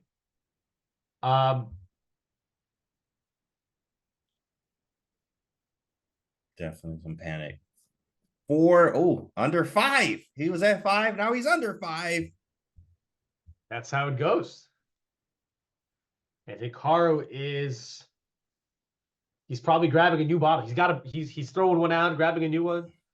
Yeah, it's funny because he got that Saratoga water right next to him right now. It looks filled there too. It looks like there is water in that. Oh, head shake from Vincent. Oh, always good to see the head shake. Yeah, I think he's feeling a little nervous. Ooh, ooh, lots of movement. There we go. King H8. Did you see that jump to 8 minutes? What? It jumped to like 8. It jumped to like 8:06 and then went back to 4:56. That was kind of strange. But King H8 on the board. King H8's good move. Just the king is out of any diagonals, any files. And Hikaru's back. And we're going to use this to take probably what is going to be our final break. We don't get to take a short one because we don't want to miss the big action. But Hikaru, he's leaning back. He's taking a drink. So we're going to take this time to take our break. And we'll be back for the final finish. And welcome back, everyone. We are jumping right into the action. Big news, Hikaru has taken off his jacket. James, what does that mean? That always means it's time to lock in, clock in. Okay, the jacket is off, and there's 3 minutes on the clock for Vincent. Now, of course, we are not in time trouble. We just got more time. So, yeah, okay, you got 12. I have 12 minutes, not a lot of time, but guess what? You got 3.5, more than you do. So, yeah, jacket came off. He is locked in. Let's see what happened here. Yeah, we chose a good time to break because we only missed 1 or 2 moves after King H8. This is when we left. Hikaru played Knight G4. Logical move. The knight's coming into the center. And Vincent, no rush to regain the pawn on F5 since the knight is also defending the D5 pawn. Plays Bishop D7. I like that move for him. He wants to recapture on F5. And yeah, big choice for Hikaru here. I wonder if he can play F6 at some point. This would ruin Vincent's structure, but at the same time, got to be careful. Your queen and king are going to be lined up after the rook gets to G8. So actually the engine suggestion here is kind of nice. It goes E4. Whoa. Keeping the pawn, but the idea is that I don't even take back. I play F6 now. And this is the difference after pawn takes, queen takes. That's mate. That's a hanging knight. Dang. This could actually get kind of sharp. That is vicious. What a find there. E4 is actually crazy good. I like that idea because, yeah, practically you have to play very sharp here, especially with 3 minutes on the clock, or 3.5, 3:40. Yeah, this can liven up quite a bit. Hikaru's pondering his move. If he doesn't play A4, he plays a move like Knight E5. Vincent will have no problem regaining his pawn. And I think I would take black here a little bit, even though the Knight and E5 is quite strong. The king is a little weak. There could be some, got to watch out for some rook lift ideas. And okay, it's not a huge deal, but there are some slightly weaker pawns. So let's see. Hikaru is thinking 10 minutes to 3. The jacket is off. He's looking super locked in. Look at that. He's leaning over. He's, shooting lasers at the board. Hovering over the board. You can smell the wood from the pieces there and like the DGT. Absolutely. That man is locked in. Look at him. Trying to find the best moves here, or at least try to, sometimes it's not even making the best move. It's more about making a move that's really good that can pose you the most problems type of move as practically from a practical sense. E4 is really strong though. that idea with e4, f6, queen takes e4, which he probably is calculating, is very sharp and practical and keeps the pressure on Vincent. Yeah, especially when your opponent's got 3 minutes, you want to have them solve problems that take 4 minutes. Get them something to think about. Now that line is not winning for white, it's still balanced, but it's just a line that, because in that, let's put that on the board one more time. Vincent does have a good move here, knight g6 to block this out. We still got f5 here. f5, open Yeah. up. Or Where's the push knight up on going? him. The knight's actually kind of trapped. Oh, You it could go to is. Knight h4, h4, yeah. Kind but- of strange. Yeah. Oh, this is real strange. Knight e3, huge move because I covered g2. When you give me the check, apparently I'm all safe. Oh my I'm all goodness. safe. I'm gobbling this up. Yikes. Look at this Yeah, line. yeah. Oh, check this out. Here, Takes, here, check, king here, f1. Oh, king f3. Whoa, here, bishop c6, here, bishop here. e4. Takes, Boom. queen takes. Oh my goodness. Rook White's e8 winning. check and king f3, and everything is under control. Unbelievable. The knight is an incredible defender. When you put it next to the king, covers a lot of checking squares. You can see there's no queen g2, there's no queen c2. This is a hilarious line. How do we get here? One more time. I got to remind myself mostly. Yeah, here apparently the best move is rook d to e8. And if you start with knight to h4, that knight is actually knight e3 attacks the knight, defends the pawn. Trapped. Check, king f2. And this is just crazy. You would think that white's in trouble. That king is getting attacked, but it's safe. Why did we take with the king? If you take with the queen, you're losing control of these squares. You're actually getting mated. So when you go king takes e4, somehow I'm safe. I'm just going back to f3 next. And that So knight very hilarious defends line. like a beast. Like, look at the Yeah. knight defending all the critical squares around the king there. So that is nice and strong here. But, whoa, 4-minute time edge. We still up a bunch of time here. But Hikaru is going to be likely to make a move very soon here. Put that pressure back on Vincent to make a move and try to be accurate too. Yeah, it's a balancing act, right? Got to make good moves, but got to make tricky moves. But tricky for Vincent, not tricky for you, or maybe a little tricky for you, little but bit more tricky, tricky yeah. for him, right? So you A got little to bit. figure it out. What else can he do? I mean, 95 is the most, like, if I had a second to play this position, 95 would be my move every time. Yeah, every time. E4, I mean, I guess, can you just, if you take back like this, is that a move? I don't know. Like, I'm weakening a lot of pawns. I guess Yeah, I don't really have a 95. follow-up. And yeah, you got to go 95 anyway, maybe. Yeah, it's still Then exactly. we wanted still to do need that get in the first knight there. place. All right. So he must be calculating these ideas because otherwise, I mean, can I go like king h2? Still just takes, hit the bishop. Because the thing is, the knight at f5 could be, well, actually here I can't put it. But I was going to say, if the knight gets to f5, it does a great job defending g7. All right, Hikaru, he is thinking. Yeah, this line is risk, it comes with double risk, right? Because you're also opening you're opening all your pieces, but you're also opening your king. Let me just jump through this optimal line. It's rook d8, queen d5, knight f4, rook takes e8. Okay. Oh my god, look at this. This is crazy Whoa. stuff. Yeah, that's great. He probably calculated all of this. Rook d2? It keeps Knight going. h3, Rook king d2, h1, king h1. queen g4. Now you got- Yeah, you can take here. Rook g2. So hey, got him. And- Got him. Psych. Knight f2.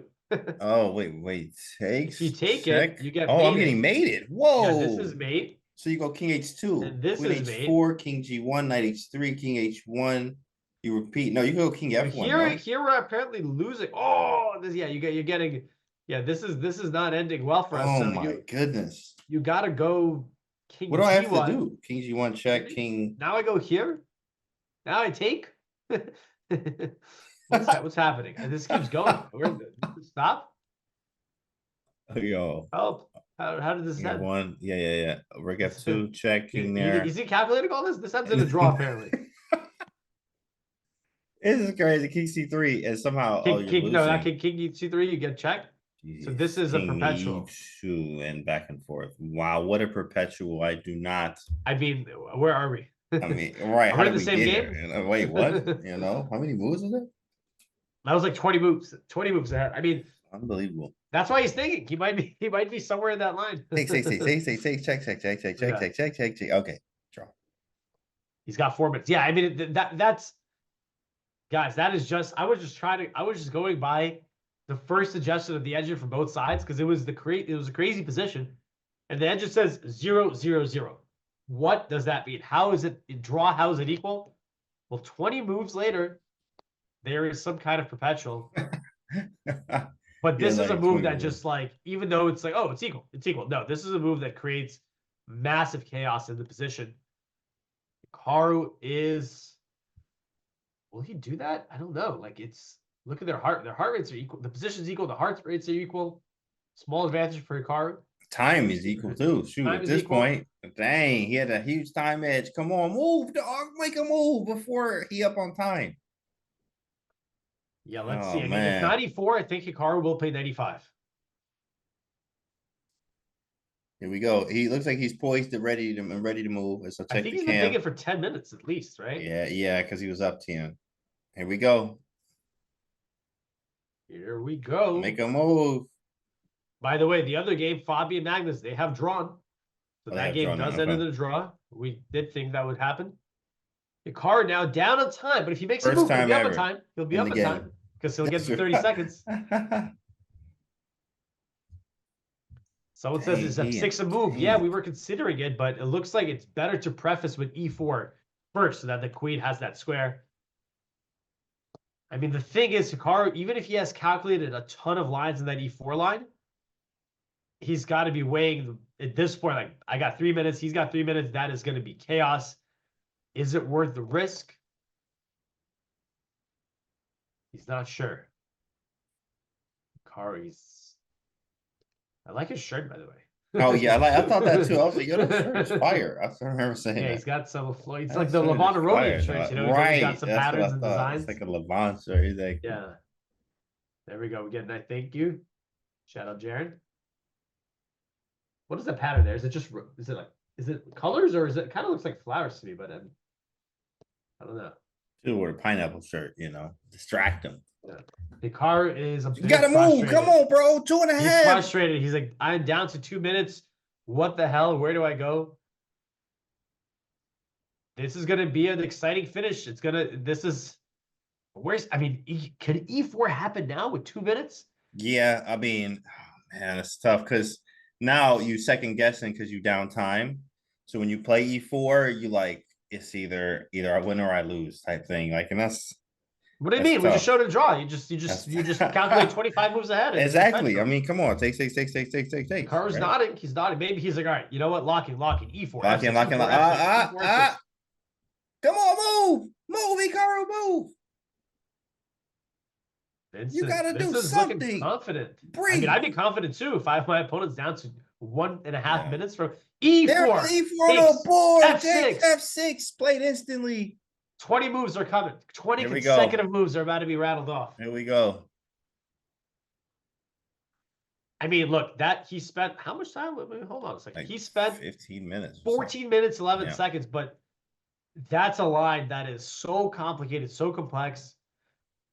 I mean, the position in general. So Hikaru had to make a difficult choice there. He is going for the complications.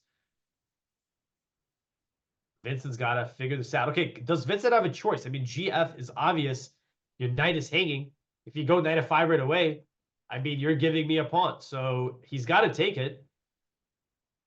He might, I don't know, maybe try knight G6 or something. How bad is that? Yeah, you could try. Yeah, actually, why That's not? probably what he's looking at. Why not? Because now if I Because he take, hasn't taken immediately. So hold on. Now there's like there's some weird stuff going counters, on. yeah. And then also this is hanging. This could get spicy and dicey. Yeah, That's so you don't have insane, to take. huh? That's a good point.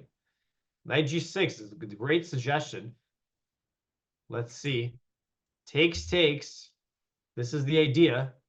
Rook F7 is possible here, but so interestingly, the computer likes black here. I mean, it looks like white's pieces are very active, but I mean, F5 is not a threat. I have Queen E5, but there is like Bishop G4. It's going to be a mess. It's going to be a mess. Absolutely. I see the mess coming up here. Okay, we even on time. That's good. Here we go, guys. This is a blitz game. At this point, obviously, you have some heavy increment here, but this is indeed blitz. Here we go. F6 on the board. Taking or knight G6 is the question. And he doesn't have enough time to calculate it here, which is great. There's going to be a lot of intuition here, right? A lot of like, all right. All right, Hikaru. Okay, Hikaru's regaining the edge. I mean, this is exactly what he was going for. Messy. game in mutual time trouble. Got to risk it for the biscuit. That's it. Got him in time trouble. Create some complications. Make him think, as he is right here. 50 seconds, and they'll have 1 minute. There it is. Knight G6. He didn't take it at all. No, that was a nice move from Vincent Canty right there. Knight G6. So the Knight idea is, G6, hey, yeah. you can take me. I feel like my king's safe. Now, if you're taking an E4, Bishop G4 is a huge problem. You can't take back. I mean, oh my goodness, whose king is getting Who's in getting trouble? mated? Yeah. They do trade on G7. Here we go. Best move is Ugh. 93. Oh, that's hard to I spot. think the idea is maybe F5. Yeah, definitely. And if Rook F4, I guess we have Bishop E4. Yeah, for Rook F4, Bishop E4. Both kings are open, but let's see. He didn't go there. Yeah, he took, yeah. He didn't go Bishop D3. It's not a double question mark. No one freak out. There you go. It got fixed. Yeah, because at first thought it was Bishop D3, so it takes a moment to fix it all. Bishop E4 is fine. And actually, we could be heading for some simplifications, and it might not be too crazy for long. Players try to keep the game under control. Yep. Okay, can you go knight F4? I don't think so. There is like Queen B2. Queen, That's a yeah. new. Okay, so Ooh. it takes here. Okay, takes. And now maybe You have might to just get some trades. take Yeah, you back. don't want to. If you take with a pawn, I don't know. Rook F4. I I might don't have know Bishop about this. F5 though. But I mean, yeah, maybe. Yeah, you're right. I don't really know. But Queen B2, actually, as you pointed out before. Some checks, yeah. Right. Who's attacking who? Yeah, but he's always got Rook D4 now is the annoying thing, That's right? true. That's Yeah. true. Rook at Rook D4 is So not we fun. might see a queen trade. Maybe this was all Calculate. fizzle, right? Like boom, boom, boom, boom, Well, here there's a check. I'm blundering. But still, could be a draw. If the queens come off, it'll be a lot more chill. Yeah, and then took another they took like 40 minutes to do a draw that they was doing to do earlier. No, but at the same time, Hikaru, played on, tried to create some chances here, which he did, but Vincent just defending like a beast. Yeah, gotta give the audience, gotta give the fans what they want. Why make a 20 move draw when you can make a 40 move draw, 45 Yeah. move draw. Hikaru's thinking, what is he considering? I mean, there are captures. You can take the rook, take the bishop. Might want Queen B2 first, but Queen no, that's B2? weird Queen B2 because there it's Rook scary D4. because maybe Rook D4. For D4, I just swipe it off. So never mind about that. Ooh, go here. Apparently, it's all nice and safe. King, no, that's crazy. Because when you take this back, right, you have to deal with Queen G4. So Hikaru 1 minute, but Queen G4 is a very safe move. So he's not risking much here. He's thinking, hey, can I come up with something, or do I go for peace? That's it. Go for peace. Okay, he's under a minute. Hey, you gotta move. Okay, he did. He made a move like 58, 59. He did with the queen. And look at Hikaru's body language. He knows. Oh, yeah, they can see, you can tell. Dang. You know what that look away from the board means? You're like, all right, did I miss something? Did I not miss something? And he's shaking his head. I'm not sure why. I guess Hikaru felt like he had some. We know the position was objectively never too far from equality for either side, but Hikaru clearly sees that the game is wrapping up as things are just simply getting traded all over the position. And yeah, this is going to be a hold. This is more likely to be a draw now. Very likely. Trade of everything. Go here, and maybe I could even just go Rook D7 first, and then I can go Bishop F5 to defend my pieces. What are we getting? Knight takes F4. All right. Takes Bishop F5 next. Yeah, as long as I don't blunder any forks, I'm chilling. Should be good. Or King Don't blunder F2. knight fork, guys. Okay, I was gonna say takes King F2, King H2 right away. Stepping away from any checks. King's coming up to the G3 square. All right, let's see. Will anyone try to? I mean, I got the bishop versus knight. I don't know if you have enough pawns to make it count though. Yeah, and I mean, also they're like easily defended. He plays H6, maybe King G3, or Bishop get the C2, pawn out of the way. A4. Yeah, what kind of moves here? King G3, I'm going to hit you with the 92 check, actually. Still some Oh, tricks. really? Maybe Oh, get my knight knight around. c3 or something, knight d4. Yeah, knight That's c3, knight kind of annoying. d4. You know, the knight in time, you know, the bishop is, you know, better than a knight, but in time trouble, maybe you want the knight over the bishop. Times you get forked. Oh my Yeah. goodness, getting forked around the Bishop board f5's a with nice all of that. move. Looking to invade. D7 coming. Ah, I mean, honestly, incredible from Vincent here.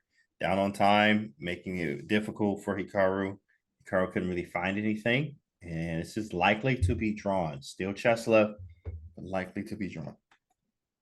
Yeah, we still have some fight left in the position, but yeah, Vincent's got the pawns on the dark squares. You know, bishop is not capable of attacking them at all. So, you know, we could have something like if Vincent gets a rook to d6, he just covers everything. The king starts getting activated. So he's not really in much danger in that case. Yeah. Oh, something happened. They drew. Draw. Draw is what happened. It's move 40. Oh, Move it's 40, move so they 40. offer a draw. And Hikaru is talking with Vincent.